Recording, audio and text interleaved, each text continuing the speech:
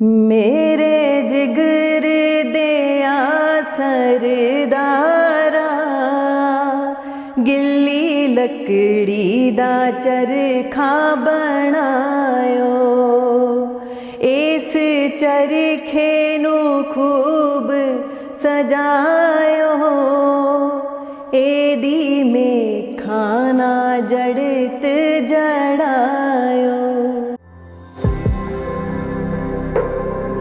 मतलब मेरे लिए मेरे ख्याल ਮਨਦੀਪ ਨਾਲ ਕੰਮ ਕਰਨ ਦਾ ਇਹੀ ਮਜ਼ਾ ਹੈਗਾ ਹਮੇਸ਼ਾ ਕਿ ਉਹ ਜਿੱਦਾਂ ਐਕਟਰ ਨੂੰ ਦੇ ਦਿੰਦਾ ਨਾ ਇੱਕ ਸਪੇਸ ਦੇ ਦਿੰਦਾ ਵੀ ਠੀਕ ਹੈ ਆ ਤੁਹਾਨੂੰ ਮੈਂ ਦੱਸ ਦਿੱਤਾ ਹੈ ਐਦਾਂ ਕਰਨਾ ਹੈ, ਨਾਓ ਇਟਸ ਯੋਰ ਜ਼ੋਨ, ਮੈਂ ਕੈਮਰੇ ਦੇ ਪਿੱਛੇ ਹਾਂ। ਬਿਲਕੁਲ ਬਿਲਕੁਲ।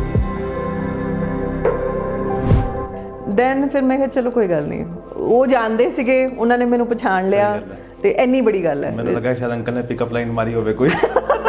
ਉਹ ਜਾਰੇ ਬਹੁਤ ਬਜ਼ੁਰਗ ਸੀਗੇ। ਠੀਕ ਹੈ, ਦੇਖ ਕੇ ਟਰਾਈ ਕਰਕੇ। And I was like seriously.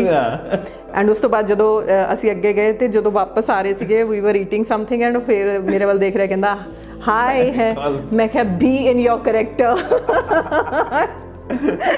Don't do this.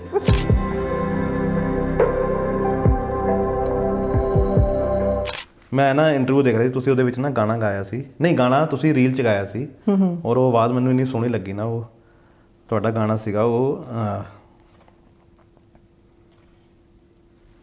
ਮੇਰੇ ਜਿਗਰੇ ਦੇ ਆ ਸਰਦਾਰਾ, ਮੇਰੇ ਜਿਗਰ ਦੇ ਆ ਸਰਦਾਰਾ, ਗਿੱਲੀ ਲੱਕੜੀ ਦਾ ਚਰਖਾ ਬਣਾਉਣਾ। ਉਹਦੀ 2 ਲਾਈਨਾਂ ਹੋ ਜਾਣ, ਮੈਨੂੰ ਇੰਨਾ ਪਸੰਦ ਆਇਆ ਨਾ, ਮੈਂ 3-4 ਵਾਰ ਸੁਣਿਆ ਰਾਤ ਨੂੰ। ਉਹ ਨਹੀਂ ਉਹਦੇ ਨਾਲੋਂ ਵੈਸੇ ਹੋਰ ਵੀ ਬੜੇ ਵਧੀਆ ਵਧੀਆ ਜਦੋਂ ਸਾਡੀਆਂ ਮਹਿਫਲਾਂ ਜੰਮਦੀਆਂ ਆ, ਫਰੈਂਡਸ ਆਏ ਹੁੰਦੇ ਆ ਜਾਂ ਨਹੀਂ ਮੈਂ ਦੇਖਿਆ 2-3 ਉਹਦੇ ਵਿੱਚ ਤੁਸੀਂ ਤਬਲਾ ਵਜਾ ਰਹੇ ਨੇ ਸਾਰੇ, ਤੁਸੀਂ ਗਾਣਾ ਗਾ ਰਹੇ ਹੋ। ਉਹ ਸਾਡੇ ਸੁਲਤਾਨਾ ਬੇਗਮ ਸੀਗੇ, ਡੈਥ ਹੋ ਗਈ ਉਹਨਾਂ ਦੀ, ਸ਼ਾਇਰਾ ਸੀ ਉਹ, ਤੇ ਉਹਨਾਂ ਦੇ ਹਸਬੈਂਡ ਸੀ, ਤੇ ਉਹਨਾਂ ਦੀ ਹੀ ਮੈਂ ਕੋਈ ਪੜ੍ਹ ਰਹੀ ਸੀਗੀ ਜਿਹੜੀ ਉਹ ਗਾ ਰਹੇ ਸੀ ਅਸੀਂ। ਮੇਰੇ ਜਿਗਰ ਦਿਆ ਸਰਦਾਰਾ, ਗਿੱਲੀ ਲੱਕੜੀ ਦਾ ਚਰਖਾ ਬਣਾਇਓ, ਇਸ ਚਰਖੇ ਨੂੰ ਖੂਬ ਸਜਾਇਓ, ਇਹਦੀ ਮੇਖਾਂ ਨਾ ਜੜਤ ਜੜਾਇਓ।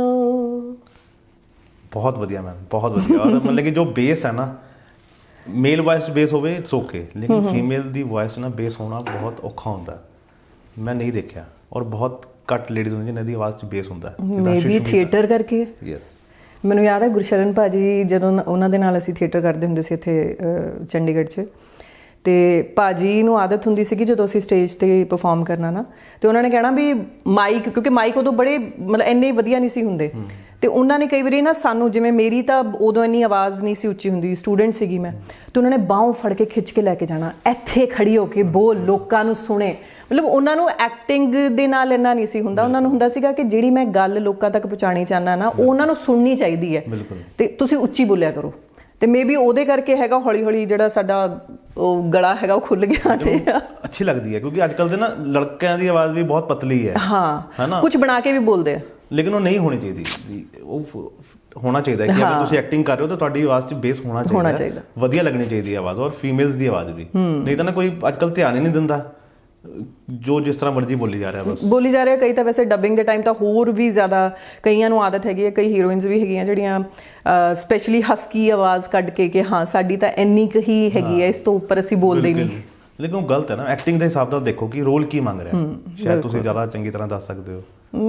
ਨਹੀਂ, ਪਰ ਅੱਜ ਕੱਲ੍ਹ ਡਾਇਰੈਕਟਰਸ ਜਿਹੜੇ ਹੈਗੇ ਆ ਦੇ ਨੋ ਕਿੱਦਾਂ ਕੰਮ ਲੈਣਾ ਐਕਟਰਸ ਕੋਲੋਂ, ਤੇ ਉਹ ਕਰਾ ਲੈਂਦੇ। ਇੱਕ ਚੀਜ਼ ਹੋਰ ਮੈਂ ਦੇਖੀ ਹੈ ਕਿ ਅਸੀਂ ਕਹਿੰਦੇ ਨਹੀਂ ਪੁਰਾਣੇ ਐਕਟਰ ਬੜੀ ਜਾਨ ਲਾਉਂਦੇ ਸੀ, ਤੇ ਜਦ ਆਪਾਂ ਪੁਰਾਣੇ ਗਾਣੇ ਦੇਖੀਏ ਨਾ, ਤੇ ਜੇ ਪਿੱਛੇ ਮੁਹੰਮਦ ਰਫੀ ਬਹੁਤ ਉੱਚੇ ਸੁਰ ਚਲਾ ਰਿਹਾ, ਤੇ ਹੀਰੋ ਦੇ ਵੀ ਨਾ ਇੱਥੇ ਵੱਟ ਪੈਂਦੇ ਸੀ।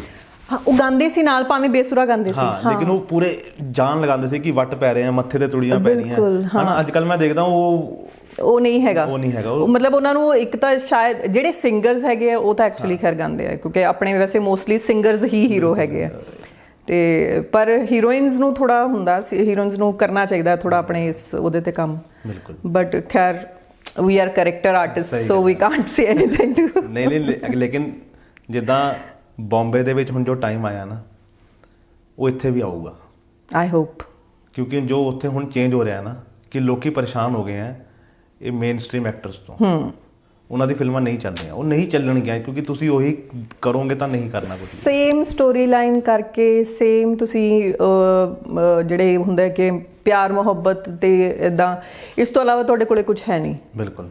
ਤੇ ਮੈਨੂੰ ਲੱਗਦਾ ਜਿਹੜੀਆਂ ਆਪਣੀਆਂ ਆਫ ਬੀਟ ਕਹਿ ਦਿੰਦੇ ਆ ਫਿਲਮਾਂ ਹਨਾ, ਉਹ ਬਣ ਰਹੀਆਂ, ਉਹ ਜ਼ਿਆਦਾ ਚੱਲ ਰਹੀਆਂ। ਬਿਲਕੁਲ।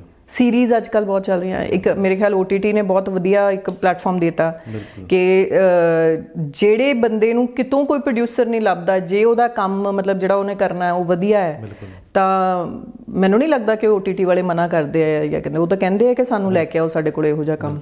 ਜਿੱਦਾਂ ਹੁਣ ਚੌਪਾਲ ਵਾਲਿਆਂ ਨੇ ਵੀ ਸ਼ੁਰੂ ਕੀਤਾ ਹੈ, ਜਾਂ ਹੋਰ ਵੀ ਕੁਝ, ਪੰਜਾਬੀ ਤਾਂ ਖੈਰ ਘੱਟ ਹੈ ਬਿਲਕੁਲ, ਬਟ ਹਿੰਦੀ ਬਹੁਤ ਹੈ। ਰਾਈਟ। ਤੇ ਹੁਣ ਨਹੀਂ ਤੁਸੀਂ ਦੁਬਾਰਾ ਸੋਚਿਆ ਕਿ ਮੈਂ ਬੰਬੇ ਗੇੜਾ ਮਾਰ ਕੇ ਥੋੜੇ ਦਿਨ ਰੁਕ ਕੇ?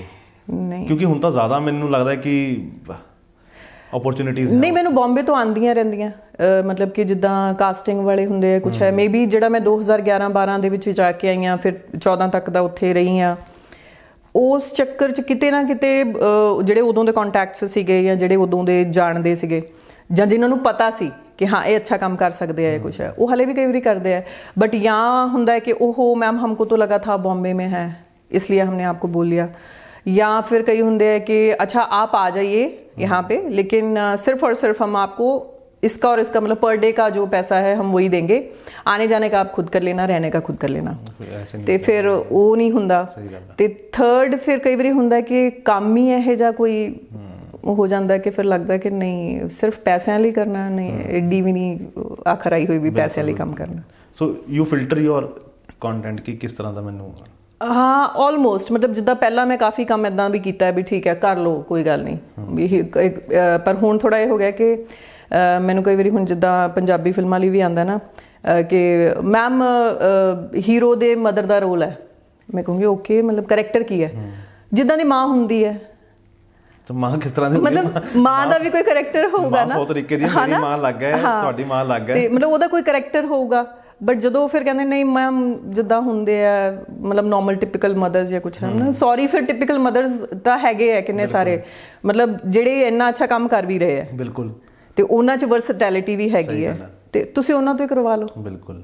ਮੈਨੂੰ ਥੋੜਾ ਲੱਗਦਾ ਹੁੰਦਾ ਕਿ ਟਿਪੀਕਲ ਵਾਲਾ ਘੱਟ ਕਰਾਂ ਮੈਂ। ਲੇਕਿਨ ਹਜੇ ਮਾਂ ਵਰਗੇ ਰੋਲ ਤਾਂ ਮੈਨੂੰ ਲੱਗਦਾ ਨਹੀਂ ਕਿ ਤੁਹਾਨੂੰ, ਨਹੀਂ ਮੈਂ ਬਹੁਤ ਕੀਤੇ ਹੈ, ਨਹੀਂ ਕਰ ਤੁਸੀਂ ਕੀਤੇ ਦਾ, ਲੇਕਿਨ ਮੈਨੂੰ ਲੱਗਦਾ ਕਿ ਤੁਹਾਨੂੰ ਆਫਰ ਨਹੀਂ ਹੋਣੇ ਚਾਹੀਦੇ ਇਹਦੇ। ਨਹੀਂ ਐਕਚੁਅਲੀ ਕੀ ਹੁੰਦਾ ਜਦੋਂ ਫੀਮੇਲ ਜਿਹੜੀ ਹੈਗੀ ਨਾ 35 ਕ੍ਰਾਸ ਕਰ ਜਾਂਦੀ ਹੈ, ਉਹ ਹੌਲੀ ਹੌਲੀ ਨਾ ਸਾਰੇ ਜਣੇ ਸੋਚਣ ਹੀ ਲੱਗ ਜਾਂਦੇ ਆ ਵੀ ਇਸ ਤੋਂ ਗਾਂ ਹੁਣ ਨਹੀਂ। ਮੈਨੂੰ ਯਾਦ ਹੈ ਮੈਂ ਵਾਪਸੀ ਕੀਤੀ ਸੀਗੀ, ਜਦੋਂ ਵਾਪਸੀ ਕੀਤੀ ਸੀ ਆਈ ਥਿੰਕ 14 ਚ ਆਈ ਸੀਗੀ ਜਾਂ 15 ਕੁਛ ਇਸ ਸਾਲ ਚ ਆਈ ਸੀ। ਮੇਰਾ ਤੇ ਹਰੀਸ਼ ਦਾ ਉਮਰ ਦਾ ਕੋਈ ਬਹੁਤਾ ਫਰਕ ਨਹੀਂ ਹੈਗਾ, ਤੇ ਮੈਨੂੰ ਮਤਲਬ ਕਿ ਉਸ ਏਜ ਦਾ ਦਿਖਾਉਣ ਲਈ ਰਾਕੇਸ਼ ਮਹਿਤਾ ਨੇ ਸਪੈਸ਼ਲੀ ਕਿਹਾ ਸੀਗਾ ਕਿ ਤੂੰ ਮੇਕਅਪ ਨਹੀਂ ਕਰਨਾ। ਅੱਛਾ। ਐਂਡ ਫਰਸਟ ਡੇ ਜਿਸ ਦਿਨ ਮੈਂ ਮਤਲਬ ਬਜ਼ੁਰਗਾਂ ਵਾਲਾ ਥੋੜਾ ਮੇਕਅਪ ਉਹਨੇ ਮੇਕਅਪ ਮੈਨ ਨੇ ਕਰਤਾ ਸੀਗਾ, ਤੇ ਇਦਾਂ ਉਹ ਗੁਰਦੁਆਰੇ ਦਾ ਸ਼ਾਟ ਸੀਗਾ ਤੇ ਉੱਪਰ ਖੜੇ ਮੈਨੂੰ ਉਸੇ ਵੇਲੇ ਦੀਪ ਆਪਣਾ ਫੇਸ ਵਾਸ਼ ਕਰ ਲਓ ਕਿੰਨਾ ਜ਼ਿਆਦਾ, ਹਾਂ ਮਤਲਬ ਕਿ ਨਹੀਂ ਕਹਿੰਦੇ ਤੁਹਾਨੂੰ ਨਹੀਂ ਚਾਹੀਦਾ। ਬਟ ਉਹ ਜਦੋਂ ਉਸ ਤੋਂ ਬਾਅਦ ਉਹ ਸਕਰੀਨ ਤੇ ਦੇਖਦੇ ਸੀ ਕਹਿੰਦੇ अब तो तुम उससे मतलब यंग दिखनी शुरू होगी हो जैसी हमने मेकअप किया था।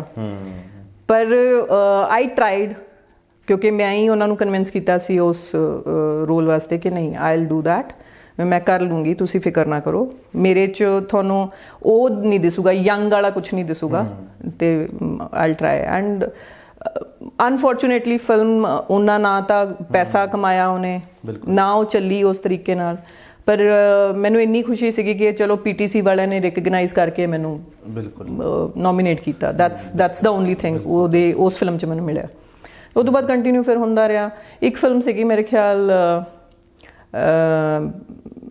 जिहड़ी मानव ने की सी लाटू, ਉਹਦੇ 'ਚ ਜ਼ਰੂਰ ਮੈਨੂੰ ਭਾਬੀ ਦਾ ਰੋਲ ਦਿੱਤਾ ਸੀ, ਬਟ ਉਹ ਜ਼ਿਆਦਾ ਪ੍ਰੋਮੀਨੈਂਟ ਹੀ ਨਹੀਂ ਸੀਗਾ, ਮਤਲਬ ਜਿੱਦਾਂ ਲੱਗ ਰਿਹਾ ਸੀਗਾ ਕਿ ਸ਼ਾਇਦ ਇਹਦੇ 'ਚ ਬਹੁਤ ਅੱਛਾ ਹੋਊਗਾ ਜਾਂ ਕੁਛ ਹੈ, ਉਹ ਕਿਉਂਕਿ ਮੇਨਲੀ ਉਹ ਫੋਕਸ ਹੀ ਹੀਰੋ ਹੀਰੋਇਨ ਤੇ ਸੀ। ਇਹ ਮੈਨੂੰ ਲੱਗਦਾ ਮੈਮ ਇੱਕ ਨਾ ਪੰਜਾਬੀ ਇੰਡਸਟਰੀ ਦੀ ਥੋੜੀ ਜਿਹੀ ਉਹ ਹੈ ਕਿ ਇਹ ਸਾਈਡ ਕਰੈਕਟਰ ਤਾਂ ਹੈਗੇ ਆ ਜੋ ਕਰੈਕਟਰ ਆਰਟਿਸਟ ਨੇ ਜੋ ਸਾਈਡ 'ਚੋਂ ਲੈਂਦੇ ਸਪੋਰਟਿੰਗ ਕਾਸਟ, ਲੇਕਿਨ ਉਹਨਾਂ ਨੂੰ ਇੰਨਾ ਤਵੱਜੋ ਨਹੀਂ ਦਿੱਤੀ ਜਾਂਦੀ ਫਿਲਮਾਂ 'ਚ। ਹਾਂ, ਮਤਲਬ ਕਿ ਜਾਂ ਤਾਂ ਉਹਨਾਂ ਨੂੰ ਹਸਾਉਣ ਲਈ ਰੱਖਿਆ ਹੋਇਆ ਹੈ ਜਾਂ ਸਿਰਫ ਉਹਨਾਂ ਨੂੰ ਫਿਲਰ ਵਾਸਤੇ ਰੱਖਿਆ ਹੋਇਆ ਹੈ। ਬਿਲਕੁਲ ਬਿਲਕੁਲ, ਉਹਨਾਂ ਦਾ ਕੋਈ ਮੇਨ ਚੀਜ਼ ਜੇ ਨਾ ਵੀ ਹੋਣਾ ਉਹ ਪਿਕਚਰ 'ਚ ਤਾਂ ਵੀ ਮੈਨੂੰ ਲੱਗਦਾ ਹੈ ਕਿ ਉਹ ਫਿਲਮ ਵੈਸੇ ਹੀ ਰਹੇਗੀ ਉਦਾਂ ਹੀ ਰਹੇਗੀ ਉਹ। ਫਿਰ ਕਿਉਂਕਿ ਉਹਨਾਂ ਨੂੰ ਬੀਇੰਗ ਮੇਰੇ ਖਿਆਲ ਰਾਈਟਰ ਵੀ ਜਿਹੜੇ ਹੁੰਦੇ ਆ ਨਾ, ਬਹੁਤ ਰੇਅਰ ਹੈ ਰਾਈਟਰਸ ਜਿਹੜੇ ਕਿ ਸਪੈਸ਼ਲੀ ਕਰੈਕਟਰ ਵਾਈਜ਼ ਸੋਚਦੇ ਆ। ਬਿਲਕੁਲ ਕਿ ਨਹੀਂ ਇਹ ਕਰੈਕਟਰ ਐਦਾਂ ਹੀ ਬੋਲੇਗਾ ਜਾਂ ਐਦਾਂ ਹੀ ਕਰੇਗਾ, ਡਾਇਰੈਕਟਰ ਨਾਲ ਡਿਸਕਸ ਕਰਦੇ ਆ।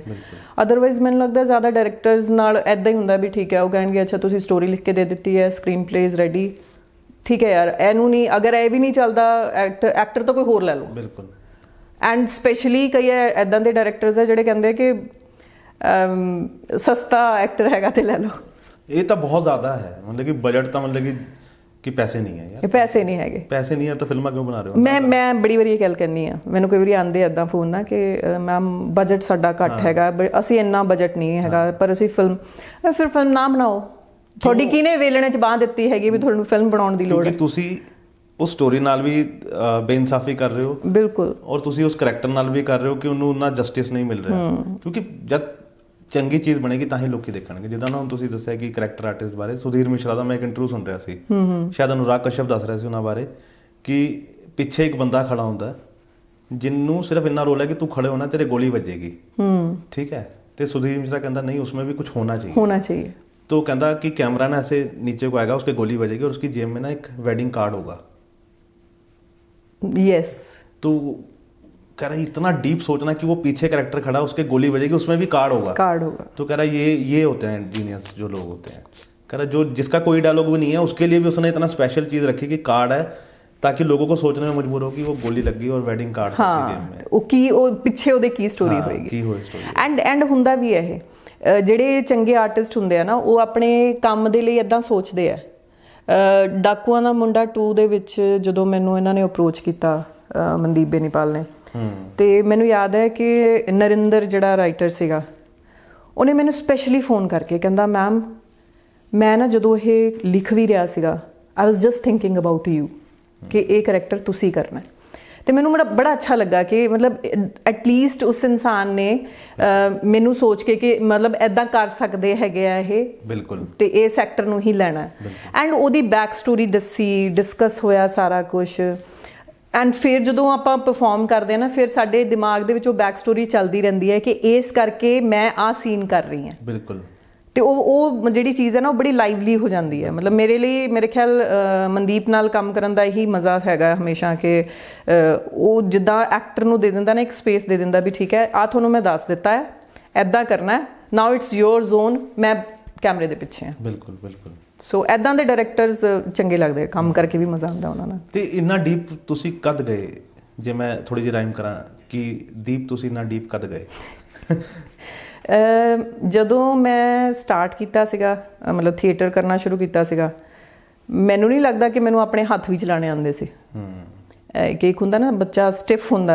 ਆਈ ਵਾਜ਼ ਇਨ ਸਕੂਲ, ਤੇ ਬੜੀ ਹਾਸੇ ਦੀ ਗੱਲ ਹੈ, ਜਦੋਂ ਮੈਂ ਪਹਿਲੀ ਵਾਰੀ ਸਟੇਜ 'ਤੇ ਚੜ੍ਹੀ ਹਾਂ 1992 ਦੇ ਵਿੱਚ, ਇੱਕ ਪੋਇਮ ਰਿਸਾਈਟ ਕਰਨੀ ਸੀਗੀ। ਸਕੂਲ ਦੇ ਟਾਈਮ ਦੀ ਗੱਲ ਹੈ, ਪੰਜਾਬ ਸਕੂਲ ਐਜੂਕੇਸ਼ਨ ਬੋਰਡ ਦੇ ਉਦੋਂ ਕੰਪੀਟੀਸ਼ਨਸ ਹੁੰਦੇ ਸੀ। ਤੇ ਮੈਂ ਸਟੇਜ 'ਤੇ ਗਈ ਹਾਂ, ਆਈ ਥਿੰਕ 4 ਜਾਂ 6 ਲਾਈਨਸ ਬੋਲੀਆਂ ਹੋਣੀਆਂ, ਤੇ ਮੈਂ ਉਸ ਤੋਂ ਬਾਅਦ ਦੀ ਸਾਰੀ ਪੋਇਮ ਭੁੱਲ ਗਈ। ਟੋਟਲ ਬਲੈਕ ਆਊਟ ਹੋ ਗਿਆ ਸੀਗਾ। ਤੇ ਮੈਂ ਉੱਦਾਂ ਹੀ ਵਾਪਸ ਆ ਗਈ ਐਂਡ ਨਾ ਰੋਈ, ਮੈਂ ਸਕੂਲ ਦਾ ਨਾਮ ਖਰਾਬ ਕਰਤਾ, ਮੈਂ ਕੁਛ ਨਹੀਂ ਕਰ ਸਕਦੀ, ਇੱਦਾਂ ਉੱਦਾਂ, ਹੈ ਨਾ। ਐਂਡ ਨੈਕਸਟ ਉਸ ਤੋਂ ਬਾਅਦ ਫਿਰ ਜਦੋਂ ਅਸੀਂ ਥੀਏਟਰ ਕਰਨਾ ਸ਼ੁਰੂ ਕੀਤਾ ਹੈ ਕਿੱਦਾਂ, ਤੇ ਹੌਲੀ ਹੌਲੀ ਜਿੱਦਾਂ ਹੁੰਦਾ ਨਾ ਐਕਸਪੀਰੀਅੰਸ ਨਾਲ ਚੀਜ਼ਾਂ ਆਉਂਦੀਆਂ। ਤੇ ਕਾਫੀ ਮਤਲਬ ਮੋਹਾਲੀ ਮੈਂ ਕਾਫੀ ਕੰਮ ਕੀਤਾ, ਚੰਡੀਗੜ੍ਹ, ਮੋਹਾਲੀ ਕਾਫੀ ਭਾਜੀ ਹੁਣਾਂ ਨਾਲ ਵੀ ਕੀਤਾ, ਵੈਸੇ ਵੀ ਬਹੁਤ ਕੰਮ ਕੀਤਾ ਪ੍ਰੋਫੈਸ਼ਨਲੀ। ਪਰ ਫਸਟ ਜਦੋਂ ਮੈਂ ਅੰਮ੍ਰਿਤਸਰ ਜਾ ਕੇ ਪਹਿਲਾ ਨਾਟਕ ਮੈਂ ਉੱਥੋਂ ਕੀਤਾ ਸੀਗਾ, ਨੀਟਾ ਮਹਿੰਦਰਾ ਹੈਗੇ ਨੇ, ਹੁਣ ਤਾਂ ਉਹ ਹਿੰਦੀ ਫਿਲਮਾਂ ਕਰਦੇ ਆ ਬਾਲੀਵੁੱਡ, ਉੱਥੇ ਬੰਬੇ ਬੈਠੇ ਹੋਏ ਆ। ਉਹਨਾਂ ਦਾ ਇੱਕ ਪਲੇ ਸੀਗਾ ਡੋਲਸ ਹਾਊਸ, ਗੁੜੀਆ ਘਰ, ਉਹਨਾਂ ਨੇ ਹਿੰਦੀ 'ਚ ਕੀਤਾ ਸੀ, ਇਬਸਨ ਦਾ ਪਲੇ ਸੀ। ਉਹਦੇ 'ਚ ਉਹਨਾਂ ਨੂੰ ਨਰਿੰਦਰ ਜੱਟੂ ਸੀਗੇ ਸਾਡੇ ਆਰਟਿਸਟ, ਤੇ ਉਹਨਾਂ ਨੇ ਕਿਹਾ ਕਿ ਇੱਕ ਕੁੜੀ ਹੈਗੀ ਹੈ, ਤੇ ਮੈਨੂੰ ਲੱਗਦਾ ਹੈ ਕਿ ਉਹਦੀ ਉਰਦੂ ਵੀ ਵਧੀਆ ਹੈ, ਵੀ ਜ਼ਬਾਨ ਸਾਫ਼ ਹੈ ਉਹਦੀ, ਉਰਦੂ ਵਧੀਆ ਹੈ। ਐਂਡ ਉਹਨਾਂ ਨੇ ਬੁਲਾਇਆ। ਉਦੋਂ ਪੰਜਾਬ ਨਾਟਸ਼ਾਲਾ ਅੱਜ ਵਰਗਾ ਪੰਜਾਬ ਨਾਟਸ਼ਾਲਾ ਨਹੀਂ ਸੀ ਹੁੰਦਾ, ਬਹੁਤ ਕੱਚਾ ਤੇ ਉੱਦਾਂ ਸੀਗਾ। ਬਿਲਕੁਲ। ਤੇ ਮੈਂ ਗਈ ਉੱਥੇ ਜਾ ਕੇ ਉਹਨਾਂ ਨਾਲ ਗੱਲ ਕੀਤੀ, ਤੇ ਉਹਨਾਂ ਨੇ ਜਦੋਂ ਮੈਨੂੰ ਸਕ੍ਰਿਪਟ ਦਿੱਤੀ, ਤੇ ਜਦੋਂ ਮੈਂ ਉਰਦੂ ਦੇ ਵਿੱਚ ਉਹ ਬੋਲੀ ਸਾਰੀ, ਤੇ ਮੇਰੀ ਸਕੀਨਾ ਹੈ, अब तुम रोज़ आओगी रिहर्सल पे और हम शाम को 6 बजे काम शुरू करेंगे। तो मैं कहा ठीक है जी। ਮਤਲਬ ਉਹ ਚੀਜ਼ਾਂ ਉਹ ਜਿਹੜਾ ਉਹ ਐਕਸਪੀਰੀਅੰਸ ਹੋਇਆ ਮੇਰਾ ਕਿ ਇੰਨੇ ਸੀਨੀਅਰ ਐਕਟਰਸ ਨਾਲ ਕੰਮ ਕਰਨਾ। ਪੁੱਲਰ ਭਾਜੀ ਸੀਗੇ, ਮਹਾਂਵੀਰ ਪੁੱਲਰ, ਉਦੋਂ ਬੰਬੇ ਤੋਂ ਨਵੇਂ ਆਏ ਸੀਗੇ and he was doing lighting for that play. ਤੇ ਉਹ ਸਾਰਿਆਂ ਨਾਲ ਬੈਠ ਕੇ ਜਿਹੜੇ ਐਕਸਪੀਰੀਐਂਸਿਸ ਹੋਏ, ਮੈਂ ਸਭ ਤੋਂ ਛੋਟਾ ਬੱਚਾ ਹੁੰਦਾ ਸੀ ਇੱਕ ਤਰ੍ਹਾਂ, ਤੇ ਉਹਨਾਂ ਨੇ ਜਿੱਦਾਂ ਮੈਨੂੰ ਸਿਖਾਉਣਾ ਕਰਨਾ, ਮੇਰੇ ਖਿਆਲ 'ਚ ਉਸ ਸਾਰੇ ਕੁਛ ਨੇ ਮੇਰੇ ਅੰਦਰ ਜ਼ਿਆਦਾ ਕੌਨਫੀਡੈਂਸ, ਜ਼ਿਆਦਾ ਉਹ ਕੀਤਾ ਕਿ ਨਹੀਂ ਮੈਨੂੰ ਹੁਣ ਕਰੈਕਟਰ ਨੂੰ ਐਦਾਂ ਜੀਣਾ ਚਾਹੀਦਾ। ਬਿਲਕੁਲ। ਸੋ ਮੇਰੇ ਖਿਆਲ 'ਚ 98 ਔਨਵਰਡਸ ਮੇਰਾ ਜਿਹੜਾ ਹੈਗਾ ਸਫ਼ਰ ਜ਼ਿਆਦਾ ਵਧੀਆ ਹੋ ਗਿਆ। ਤੇ ਕੋਈ ਪ੍ਰੋਸੈਸ ਰਹਿੰਦਾ ਕਿ ਇਹ ਕਰੈਕਟਰ ਆਇਆ ਮੇਰੇ ਕੋਲ, ਮੈਂ ਕੁਝ ਸੋਚਾਂ ਇਹਦੇ ਬਾਰੇ, ਜਾਂ ਕਿਸ ਤਰ੍ਹਾਂ ਤੁਸੀਂ ਸੋਚਦੇ ਹੋ ਕਿ ਕਿਸ ਤਰ੍ਹਾਂ ਬਿਹੇਵ ਕਰਦਾ ਹੋਏਗਾ ਕੋਈ ਕਰੈਕਟਰ? ਆਈ ਡੋਂਟ ਥਿੰਕ, ਕਿਉਂਕਿ ਨਾ ਕਈ ਵਾਰੀ ਆਪਾਂ ਐਜ਼ ਐਨ ਐਕਟਰ ਕਰ ਲੈਂਦੇ ਆਪਣੇ ਵੱਲੋਂ ਕਿ ਹਾਂ ਹੋਮਵਰਕ ਕਰ ਲਿਆ, ਪਰ ਜਦੋਂ ਅਸੀਂ ਸੈੱਟ ਤੇ ਜਾਂਦੇ ਹਾਂ ਤਾਂ ਡਾਇਰੈਕਟਰ ਕੁਝ ਹੋਰ ਕਹਿ ਦਿੰਦਾ ਹੈ। ਮੇਰੇ ਨਾਲ ਇਹ ਹੋਇਆ ਸੀਗਾ ਬੰਬੇ, ਸੀਰੀਅਲ ਕਰ ਰਹੇ ਸੀਗੇ ਅਸੀਂ ਉੱਥੇ ਉਡਾਨ, ਤੇ ਜੋ ਮਤਲਬ ਮੈਨੂੰ ਪਹਿਲਾਂ ਦੱਸਿਆ ਗਿਆ ਵੀ ਆਹ ਕੰਮ ਇੱਦਾਂ ਹੈਗਾ, ਆਹ ਤੁਹਾਡਾ ਕਰੈਕਟਰ ਹੈ ਕੁਛ। ਜਦੋਂ ਮੈਂ ਸੈੱਟ ਤੇ ਗਈ ਹਾਂ ਦੇਰ ਇਜ਼ ਮਤਲਬ ਉੱਥੇ ਇੱਕ ਤਾਂ ਡਾਇਰੈਕਟਰ ਹੈਗੇ ਆ, ਕੈਮਰਾਮੈਨ ਅਲੱਗ ਬੋਲ ਰਿਹਾ, ਕ੍ਰੀਏਟਿਵ ਡਾਇਰੈਕਟਰਸ ਹੁੰਦੇ ਆ ਜਿਹੜੇ ਚੈਨਲ ਵੱਲੋਂ ਵੀ ਆਏ ਹੁੰਦੇ ਆ, ਫਿਰ ਉੱਥੋਂ ਦੇ ਜਿਹੜੇ ਆਪਣੇ ਜਿਨ੍ਹਾਂ ਨੇ ਸਿਰਫ ਤੇ ਸਿਰਫ ਇੱਕ ਕਰੈਕਟਰ ਵਾਸਤੇ ਹੀ ਸੋਚਣਾ ਹੈ। ਸੋ there is hole team and ਉਸ 7 ਜਣਿਆਂ ਦੀ ਟੀਮ ਦੇ ਵਿੱਚੋਂ ਇੱਕ ਜਣਾ ਕੁਝ ਕਹਿ ਰਿਹਾ, ਦੂਸਰਾ ਜਣਾ ਕੁਝ ਹੋਰ ਕਹਿ ਰਿਹਾ, ਤੀਸਰਾ ਕੁਝ ਹੋਰ, ਐਂਡ ਐਕਟਰ ਇੰਨਾ ਕਨਫਿਊਜ਼ ਹੋ ਜਾਂਦਾ ਹੈ ਨਾ ਕਿ ਤੁਹਾਡੇ ਤੋਂ ਆਪਣੀ ਪਰਫਾਰਮੈਂਸ ਵੀ ਠੀਕ ਤਰ੍ਹਾਂ ਨਹੀਂ ਦਿੱਤੀ ਜਾਂਦੀ। ਸਹੀ ਗੱਲ ਹੈ, ਤੁਸੀਂ ਕਹਿੰਦੇ ਜੋ ਠੀਕ ਹੈ, ਹਾਂ ਮਤਲਬ ਜੋ ਇਹਨਾਂ ਨੂੰ ਠੀਕ ਲੱਗ ਰਿਹਾ ਨਾ ਉਹ ਕਰ ਦਿਓ ਬਸ, ਇਸ ਤੋਂ ਇਲਾਵਾ ਹੋਰ ਕੁਝ ਨਹੀਂ। ਸੋ ਇਸ ਕਰਕੇ ਮੈਨੂੰ ਲੱਗਦਾ ਕਿ ਐਕਟਰ ਇੱਕ ਤਰ੍ਹਾਂ ਨਾ ਕਠਪੁਤਲੀ ਦੀ ਤਰ੍ਹਾਂ ਹੋਣਾ ਚਾਹੀਦਾ ਕਿ ਠੀਕ ਹੈ ਉਹਦੀਆਂ ਫੀਲਿੰਗਸ ਜ਼ਰੂਰ ਹੋਣ, ਜਦੋਂ ਡਾਇਰੈਕਟਰ ਨੂੰ ਕਹੇ ਵੀ ਐਦਾਂ ਨਹੀਂ ਤੂੰ ਐਦਾਂ ਕਰਨਾ ਤੇ ਉਹ ਕਰ ਲਵੇ। ਇੰਨਾ ਸਟਿਫ ਨਹੀਂ ਹੋਣਾ ਚਾਹੀਦਾ ਉਹਨੂੰ ਕਿ ਮਤਲਬ ਕਹੇ ਕਿ ਮੇਰੇ ਕੋਲੋਂ ਤਾਂ ਜੇ ਆਹੀ ਹੋ ਸਕਦਾ ਹੈ, ਜਾਂ ਮਤਲਬ ਵੀ ਮੇਰੇ ਵੱਲੋਂ ਤਾਂ ਆ ਮੈਂ ਕਰ ਸਕਦਾ, ਅਦਰਵਾਈਜ਼ ਇਸ ਤੋਂ ਇਲਾਵਾ ਮੈਂ ਨਹੀਂ ਕੁਝ ਕਰ ਸਕਦਾ, ਇਹ ਨਹੀਂ ਹੋਣਾ ਚਾਹੀਦਾ। कुछ और बताओ बॉम्बे के बारे में, कुछ है पुरानी यादें? बॉम्बे जाके मैं सीरीअल ਜਿਹੜੇ ਕੀਤੇ ਹੈਗੇ, ਮੈਨੂੰ ਲੱਗਦਾ ਕਿ ਉੱਥੇ ਐਕਟਰਸ ਵਿਚਾਰਿਆਂ ਲਈ ਨਾ ਬਹੁਤ ਔਖਾ ਹੈ, ਬਹੁਤ ਜ਼ਿਆਦਾ ਔਖਾ ਹੈ। ਮਤਲਬ they are kind of robots there ਕਿ ਜੇ ਤੁਹਾਡੀ ਸਵੇਰੇ 7 ਵਜੇ ਦੀ ਸ਼ਿਫਟ ਹੈਗੀ, ਆ ਕੇ ਤੁਸੀਂ ਅਟੈਂਡੈਂਸ ਰਜਿਸਟਰ ਲੱਗੇ ਹੋਏ ਆ ਉੱਥੇ ਆ ਕੇ ਤੁਸੀਂ ਸਾਈਨ ਕਰਨਾ ਹੈ ਕਿ ਇੰਨੇ ਵਜੇ ਤੁਸੀਂ ਪਹੁੰਚ ਗਏ ਹੋ, ਤਨਖਾਹ ਮਿਲੇਗੀ ਫਿਰ। ਹਾਂ ਸੀਰੀਅਸਲੀ ਇਦਾਂ ਹੀ ਹੈ। ਤੇ ਉਸ ਤੋਂ ਬਾਅਦ ਫਿਰ ਜਦੋਂ ਤੁਸੀਂ ਵਾਪਸ ਜਾਣਾ ਹੈਗਾ ਅਗਲੇ ਦਿਨ ਆ ਕੇ ਫਿਰ ਉਹ ਭਰਨਾ ਹੈ ਕਿ ਤੁਸੀਂ ਸ਼ਾਮ ਨੂੰ ਰਾਤ ਨੂੰ ਇੰਨੇ ਵਜੇ ਗਏ ਸੀ। ਜੋ 7 ਵਜੇ ਦਾ ਕਾਲ ਟਾਈਮ ਸੀ, 10 ਵਜੇ ਤੁਹਾਡਾ ਕਾਲ ਮਤਲਬ ਸ਼ੁਰੂ ਹੋਇਆ ਟੇਕ, ਤਾਂ ਉਹ ਰਾਤ ਦੇ 10 ਵਜੇ ਪੈਕਅਪ ਹੋਇਆ ਤੇ ਉਹਨਾਂ ਨੇ 10 ਤੋਂ 10 ਹੀ ਗਿਣਨਾ, ਉਹਨਾਂ ਨੇ 7 ਤੋਂ 10 ਨਹੀਂ ਗਿਣਨਾ। ਅੱਛਾ, they are not going to count those 3 hours ਕਿ ਇਦਾਂ ਹੋਇਆ ਹੈ ਨਾ। ਤੇ ਕਈ ਵਾਰੀ ਹੁੰਦਾ ਸੀ ਸਾਰੀ ਰਾਤ ਲੱਗ ਜਾਂਦੀ ਹੁੰਦੀ ਸੀ, ਫਿਰ ਕਹਿੰਦੇ ਸੀ ਨਹੀਂ ਮੈਮ ਹਾਫ ਸ਼ਿਫਟ ਮਿਲੇਗਾ ਆਪਕੋ। ਤੇ ਪ੍ਰੋਡਕਸ਼ਨ ਵਾਲਿਆਂ ਦਾ ਵੀ ਆਪਣਾ ਹੁੰਦਾ ਸੀ ਵਿੱਚੋਂ ਵੀ ਅਸੀਂ ਪੈਸੇ ਖਾਣੇ ਆ ਜਾਂ ਕੁਝ ਕਰਨਾ। ਸੋ ਮੇਰੇ ਲਈ ਉਹ ਬਹੁਤ ਔਖਾ ਸੀ। ਮੈਂ 4 ਮਹੀਨੇ 5 ਮਹੀਨੇ ਕੰਮ ਕੀਤਾ ਉੱਥੇ। ਉਸ ਤੋਂ ਬਾਅਦ ਮੈਨੂੰ ਲੱਗਾ ਕਿ ਨਹੀਂ, ਇਹ ਸਲੇਵ ਵਾਲਾ ਹਿਸਾਬ ਮੈਂ ਨਹੀਂ ਕਰ ਸਕਦੀ ਵੀ ਤੁਹਾਨੂੰ 5 ਦਿਨ ਵਿਹਲੇ ਬਿਠਾ ਰੱਖਿਆ, ਕੰਮ ਵੀ ਨਹੀਂ ਕਰਵਾਇਆ। ਇਫ ਸਮਬਡੀ ਐਲਸ ਕੋਈ ਮੈਨੂੰ ਫੋਨ ਕਰਕੇ ਕਹਿ ਵੀ ਰਿਹਾ ਹੈ ਕਿ ਆਹ ਕੰਮ ਅਸੀਂ ਕਰਨਾ ਹੈ, ਤੇ ਮੈਂ ਉਹਨਾਂ 5 ਦਿਨਾਂ 'ਚ ਉਹ ਵੀ ਨਹੀਂ ਕਰ ਸਕਦੀ ਜਸਟ ਬਿਕੋਜ਼ ਕਿ ਮੈਨੂੰ ਉਹਨਾਂ ਨੇ ਰੋਕਿਆ ਹੋਇਆ। ਬਿਲਕੁਲ। ਸੋ ਉਹ ਮੈਨੂੰ ਲੱਗਾ ਕਿ ਨਹੀਂ, ਮੈਂ ਆਜ਼ਾਦ ਨਹੀਂ ਹੈਗੀ। ਫਿਰ ਮੈਂ ਛੱਡਤਾ, ਮੈਂ ਕਿਹਾ ਨਹੀਂ ਸੌਰੀ, ਮੈਂ ਨਹੀਂ ਕਰ ਸਕਦੀ, ਮੈਥੋਂ ਨਹੀਂ ਹੋਣਾ। ਇਹੀ ਰੀਜ਼ਨ ਸੀ ਜਾਂ ਕੁਝ ਹੋਰ ਵੀ ਸੀਗਾ ਕਿ ਨਹੀਂ ਦਿਲ ਨਹੀਂ ਲੱਗ ਰਿਹਾ ਜਾਂ ਕੁਝ ਹੋਰ? ਨਹੀਂ, ਦਿਲ ਤਾਂ ਬੰਬੇ ਇਜ਼ ਅਮੇਜ਼ਿੰਗ ਪਲੇਸ। ਤੁਹਾਡਾ ਦਿਲ ਉੱਥੇ ਲੱਗਣ ਨੂੰ ਬਹੁਤ ਕੁਝ ਹੈਗਾ, ਤੁਸੀਂ ਹੋਰ ਕੁਝ ਨਹੀਂ। ਉੱਥੇ ਫੈਸਟੀਵਲਸ ਬਹੁਤ ਹੁੰਦੇ ਆ, ਥੀਏਟਰ ਫੈਸਟੀਵਲਸ ਬਹੁਤ ਹੁੰਦੇ ਆ। ਅੱਛਾ, ਹੋਰ ਕੁਛ ਨਹੀਂ, ਤੁਸੀਂ ਕ੍ਰੀਏਟਿਵ ਕੁਛ ਲੋਕਾਂ ਦੀਆਂ ਨਾ ਬੈਠਣ ਦੀ ਜਗ੍ਹਾ ਬਣੀਆਂ ਹੋਈਆਂ ਉੱਥੇ, ਤੁਸੀਂ ਉੱਥੇ ਜਾ ਕੇ, ਮੈਂ ਪਿਊਸ਼ ਮਿਸ਼ਰਾ ਨੂੰ ਵੀ ਉੱਥੇ ਮਿਲੀ, ਕੀਰਤੀ ਕੁਲਹੜ ਨੂੰ ਮਿਲੀ ਆ, ਜਾਂ ਹੋਰ ਕਿੰਨੇ ਸਾਰੇ ਮੇਰੇ ਉੱਥੇ ਵੈਸੇ ਵੀ ਜਿਹੜੇ ਮੇਰੇ ਪਰਸਨਲ ਇੱਥੋਂ ਦੇ ਬਹੁਤ ਅੱਛੇ ਫਰੈਂਡ ਸੀਗੇ, ਉਹਨਾਂ ਨੂੰ ਮਿਲੀ ਆ। ਓਮਪੁਰੀ ਮਤਲਬ ਮੇਰੇ ਮੂੰਹੋਂ ਵੈਸੇ ਅੰਕਲ ਹੀ ਨਿਕਲਦਾ ਹੁੰਦਾ ਹਮੇਸ਼ਾ, ਮਤਲਬ ਕਿਉਂਕਿ ਮੇਰੇ ਨਾਨਾ ਜੀ ਦੇ ਬਹੁਤ ਅੱਛੇ ਫਰੈਂਡ ਸੀਗੇ ਉਹ। ਮੇਰੇ ਨਾਨਾ ਜੀ ਮੜੀ ਦਾ ਦੀਵਾ ਜਿਨ੍ਹਾਂ ਨੇ ਨਾਵਲ ਲਿਖਿਆ ਸੀਗਾ, ਤੇ ਓਮਪ੍ਰੀ ਅੰਕਲ ਦਾ ਹੁੰਦਾ ਸੀਗਾ ਵੀ ਉਹ ਵੀ ਬਹੁਤ ਮੇਰੀ ਕਰਦੇ ਹੁੰਦੇ ਸੀ ਵੀ ਜਦੋਂ ਵੀ ਮੈਂ ਜਾਣਾ ਉਹਨਾਂ ਨਾਲ ਬੈਠਣਾ ਤੇ ਉਹਨਾਂ ਦੇ ਫਲੈਟ 'ਚ ਜਾ ਕੇ ਬੈਠ ਜਾਣਾ, ਗੱਲਾਂ ਕਰਨੀਆਂ। ਸੋ ਉਹ ਕ੍ਰੀਏਟਿਵਿਟੀ, ਉਹ ਟਾਈਮ ਵੀ ਬਹੁਤ ਅੱਛਾ ਹੁੰਦਾ ਉੱਥੇ। There is not a single time ਕਿ ਬੰਦਾ ਬੋਰ ਹੋ ਸਕਦਾ। ਪਰ ਕਿਤੇ ਨਾ ਕਿਤੇ ਆਪਾਂ ਕਹਿ ਦਿੰਦੇ ਹਾਂ ਨਾ ਕਿ ਜਦੋਂ ਸਾਨੂੰ ਕੰਮ ਵੱਲੋਂ ਹੀ ਨਹੀਂ ਸੈਟਿਸਫੈਕਸ਼ਨ ਮਿਲ ਰਹੀ ਤੇ ਫਿਰ ਬਾਕੀ ਦਾ ਕੋਈ ਫਾਇਦਾ ਹੀ ਨਹੀਂ ਕਰਨ ਦਾ। ਬਿਲਕੁਲ। ਤੇ ਮੈਮ ਤੁਸੀਂ ਦੱਸ ਰਹੇ ਸੀ ਬੰਬੇ 'ਚ ਹੈ ਨਾ ਕਿ ਤੁਸੀਂ ਓਮਪੁਰੀ ਸਰ ਦੇ ਘਰ ਜਾਂਦੇ ਸੀ, ਤੇ ਹੋਰ ਕੀ ਮਾਹੌਲ ਹੁੰਦਾ ਸੀ ਉੱਥੇ? ਕੀ ਪ੍ਰੈਕਟਿਸ ਕਰਦੇ ਸੀ ਜਾਂ ਬੈਠ ਕੇ ਕੀ ਗੱਲਾਂ ਹੁੰਦੀਆਂ ਸੀ?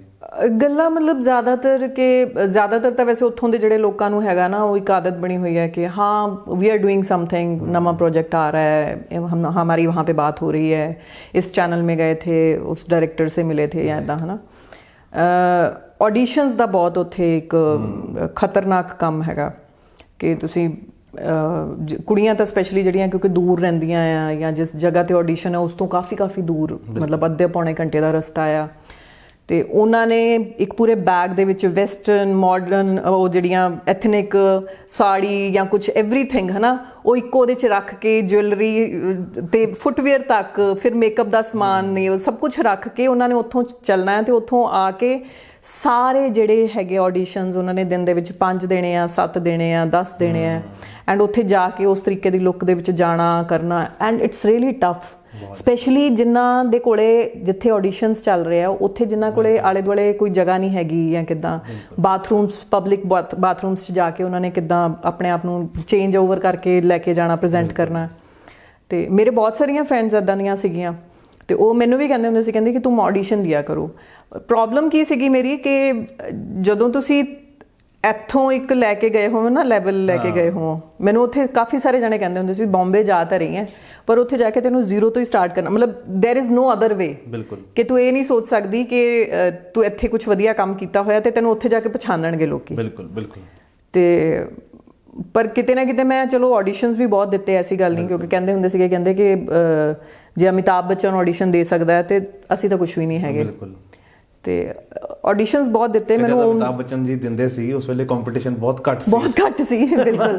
ਬਟ ਜਿੱਦਾਂ ਮੈਨੂੰ ਓਮਪ੍ਰੀਤ ਸਰ ਨੇ ਕਹੀ ਸੀ ਇੱਕ ਗੱਲ, ਉਹ ਕਹਿੰਦੇ ਹੁੰਦੇ ਸੀ, ਕਹਿੰਦੇ ਮੈਂ ਜਿਹੜੀਆਂ ਮੈਂ ਇੰਗਲਿਸ਼ ਫਿਲਮਸ ਵਾਸਤੇ ਕਈ ਵਾਰੀ ਮੈਂ ਜਾਣਾ ਵੀ ਹਾਲੀਵੁੱਡ ਦੀ ਕੋਈ ਫਿਲਮ ਕਰਨੀ ਹੈ, ਕੁਛ ਹੈ, ਐਂਡ ਉਹ ਵੀ ਮੇਰਾ ਆਡੀਸ਼ਨ ਇੱਕ ਵਾਰੀ ਲੈਂਦੇ ਭਾਵੇਂ ਉਹ ਲੁੱਕ ਟੈਸਟ ਦੇ ਬਹਾਨੇ ਹੋਵੇ ਜਾਂ ਕੁਛ ਹੈ।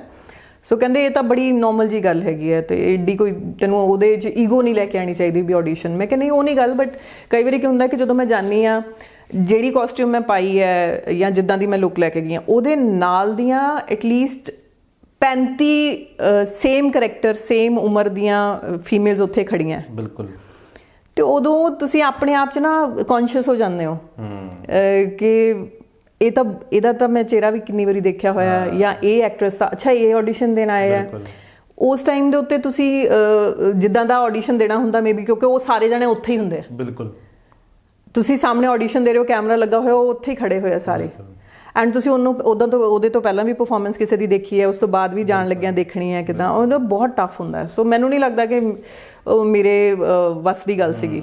ਔਰ ਮੈਨੂੰ ਲੱਗਦਾ ਲਿੰਕਸ ਔਰ ਕੰਟੈਕਟਸ ਹੀ ਕੰਮ ਆਉਂਦੇ ਆ ਐਂਡ ਆਫ ਦੀ ਡੇ। ਮੈਨੂੰ ਲੱਗਦਾ ਹੈ ਕਿ ਆਡੀਸ਼ਨ 'ਚ ਮੈਨੂੰ ਲੱਗਦਾ ਕਿ 1% 2% ਹੀ ਲੋਕੀ ਹੁੰਦੇ ਹੋਣ। ਹਾਂ, ਲਿੰਕਸ ਵੀ ਨਾ ਮੈਨੂੰ ਜਿੱਥੋਂ ਤਾਈਂ ਲੱਗਦਾ, ਕਿਉਂਕਿ ਲਿੰਕਸ ਮੇਰੇ ਵੀ ਬਹੁਤ ਵਧੀਆ ਸੀਗੇ ਉੱਥੇ, ਪਰ ਮੈਨੂੰ ਲੱਗਦਾ ਲਿੰਕਸ ਸਿਰਫ ਤੇ ਸਿਰਫ ਤੁਹਾਡੀ ਇੱਕ ਕਿਸੇ ਨਾਲ ਜਾਣ ਪਛਾਣ ਜਾਂ ਤੁਹਾਡੇ ਅੱਛੇ ਉਹਦੇ ਨਾਲ ਰਿਲੇਸ਼ਨਸ ਹੀ ਨਹੀਂ ਹੁੰਦੇ। I think it's something more than that.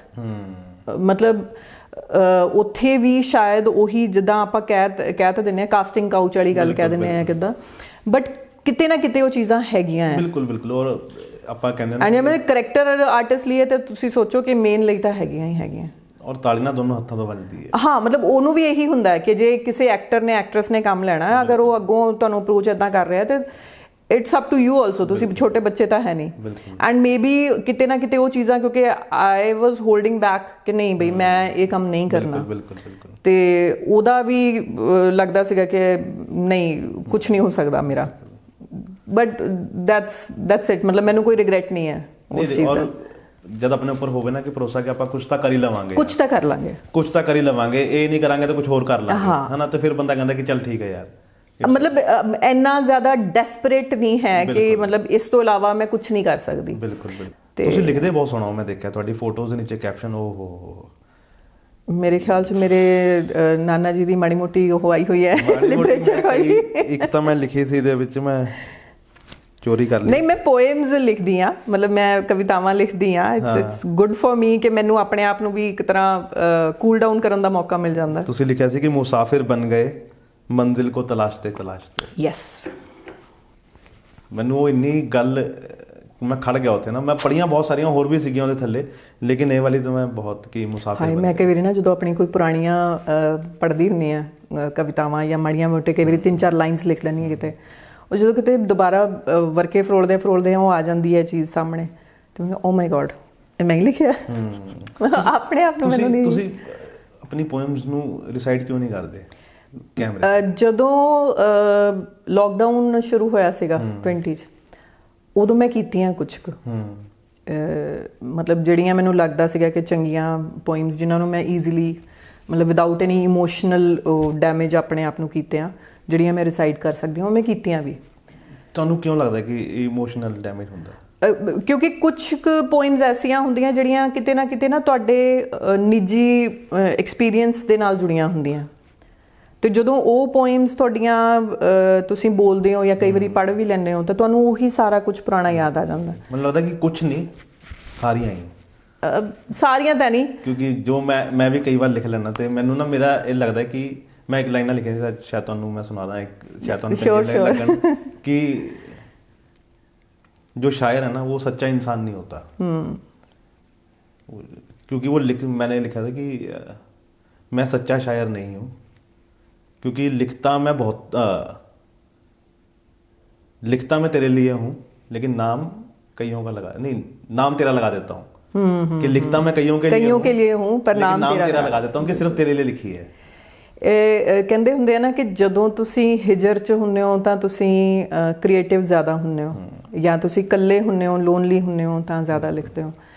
ਤੇ ਸਪੈਸ਼ਲੀ ਜਦੋਂ ਤੁਹਾਡਾ ਦਿਲ ਟੁੱਟਿਆ ਹੋਵੇ ਜਾਂ ਤੁਸੀਂ ਬਹੁਤ ਜ਼ਿਆਦਾ ਕਿਸੇ ਦੇ ਪਿਆਰ 'ਚ ਹੋ, ਇਹ ਦੋ ਟਾਈਮ ਹੁੰਦੇ ਆ ਜਦੋਂ ਤੁਸੀਂ ਇੱਕ 'ਚ ਬਹੁਤ ਦੁੱਖ ਵਾਲੀਆਂ ਸੈਡ ਚੀਜ਼ਾਂ ਲਿਖੋਗੇ ਤੇ ਦੂਸਰੇ 'ਚ ਤੁਸੀਂ ਬਹੁਤ ਖੁਸ਼ਹਾਲ ਤੇ ਬਹੁਤ ਵਧੀਆ ਲਿਖੋਗੇ।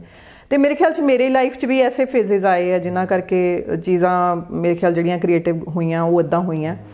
ਪਰ ਜ਼ਿਆਦਾਤਰ ਜਿਹੜਾ ਮੇਰਾ ਕੰਮ ਹੈਗਾ ਉਹ ਕਈ ਵਾਰੀ ਉੱਦਾਂ ਹੀ, ਜਿੱਦਾਂ ਬੈਠੀ ਹੈਗੀ ਅਗਰ ਮੈਂ ਇਕੱਲੀ ਹਾਂ ਤੇ ਕੁਛ ਵੀ ਪੁਰਾਣਾ ਯਾਦ ਕਰਕੇ, ਜ਼ਰੂਰੀ ਨਹੀਂ ਹੈ ਕਿ ਉਹ ਇਸ ਟਾਈਮ ਦਾ ਹੋਇਆ ਹੋਵੇ, ਜਾਂ ਹੋ ਸਕਦਾ ਕਿਸੇ ਹੋਰ ਨਾਲ ਹੋਇਆ ਸੀਗਾ, ਮੈਨੂੰ ਉਹ ਗੱਲ ਯਾਦ ਆ ਗਈ ਤੇ ਮੈਂ ਉੱਦਾਂ ਵੀ ਬਥੇਰਾ ਕੁਛ ਲਿਖਿਆ।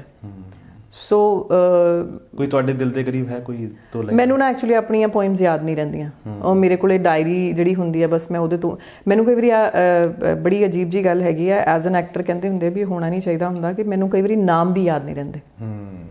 ਪਰ ਆ ਪਿੱਛੇ ਜੇ ਹੁਣ ਇੱਕ ਅਸੀਂ ਲੰਚ ਤੇ ਗਏ ਹੋਏ ਸੀਗੇ, ਮੈਂ ਸੀ, ਮੇਰੇ 2-3 ਫਰੈਂਡ ਸੀਗੀਆਂ ਨਾਲ, ਤੇ ਅਸੀਂ ਉੱਥੇ ਬੈਠੇ ਰਹੇ ਤੇ ਦੇਰ ਵਾਜ਼ ਅ ਗਾਏ, ਤੇ ਮੈਨੂੰ ਉਹ ਜਿਹੜੀਆਂ ਨਾਲ ਮੇਰੇ ਕੁੜੀਆਂ ਸੀਗੀਆਂ ਕਹਿੰਦੀਆਂ ਕਿ ਤੁਹਾਡੇ ਵੱਲ ਸ਼ਾਇਦ ਦੇਖ ਰਿਹਾ ਵੀ ਉਹ ਤੁਸੀਂ ਐਕਟਰ ਹੈਗੇ ਹੋ ਤੇ ਸ਼ਾਇਦ ਉਹ ਪਛਾਣ ਰਹੇ ਹੋਣੇ ਆ ਤੁਹਾਨੂੰ। ਮੈਂ ਕਿਹਾ ਮੇ ਬੀ।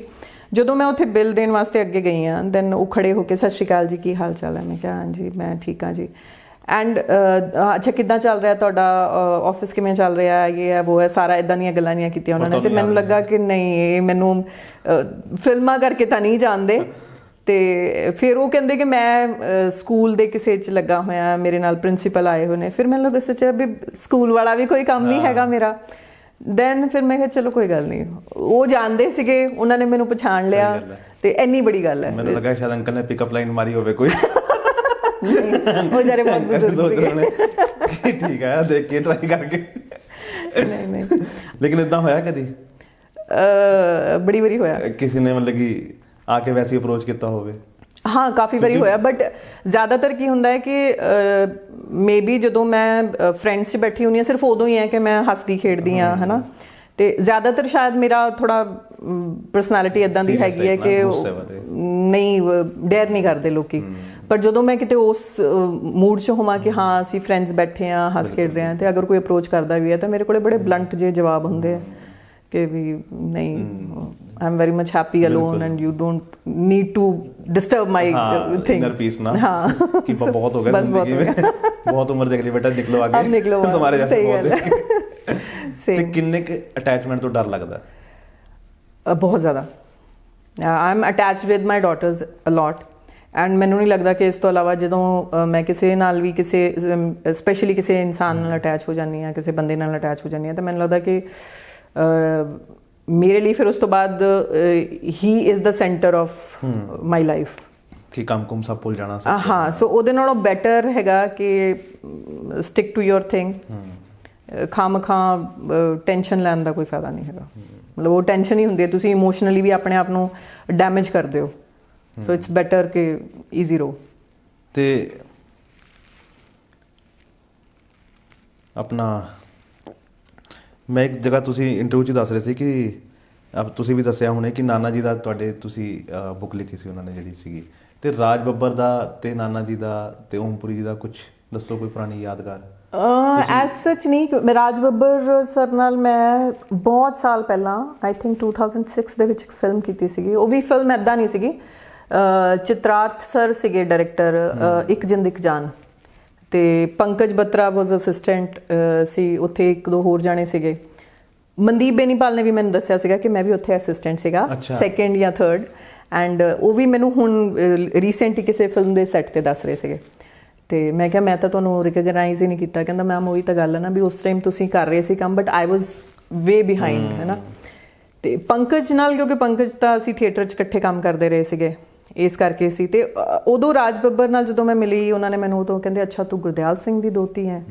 ਮੈਂ ਉਹਨਾਂ ਨਾਲ, ਮੇਰਾ ਤਾਂ ਮੈਂ ਬਹੁਤ ਫੈਨ ਆ ਉਹਨਾਂ ਦਾ, ਜਾਂ ਕਿੱਦਾਂ, ਮਤਲਬ ਉਹ ਇੱਕ ਰਿਸਪੈਕਟ ਜ਼ਰੂਰ ਉੱਦਾਂ ਦੀ ਮੈਨੂੰ ਮਿਲਦੀ ਰਹੀ ਹੈ ਮੇਰੇ ਨਾਨਾ ਜੀ ਕਰਕੇ, ਕਿ ਜਿਹੜੇ ਲੋਕ ਉਹਨਾਂ ਨੂੰ ਜਾਣਦੇ ਆ, ਪਹਿਚਾਣਦੇ ਆ। ਗੁਲਜ਼ਾਰ ਸਾਹਿਬ ਨੂੰ ਜਦੋਂ ਮੈਂ ਪਹਿਲੀ ਵਾਰੀ ਪ੍ਰਿਥਵੀ ਥੀਏਟਰ 'ਚ ਮਿਲੀ ਐਂਡ ਮੈਂ ਉਹਨਾਂ ਨੂੰ ਜਾ ਕੇ ਸਲਾਮ ਕੀਤਾ ਤੇ ਬੜੇ ਖੁਸ਼ ਹੋਏ ਦੇਖ ਕੇ ਮੈਨੂੰ।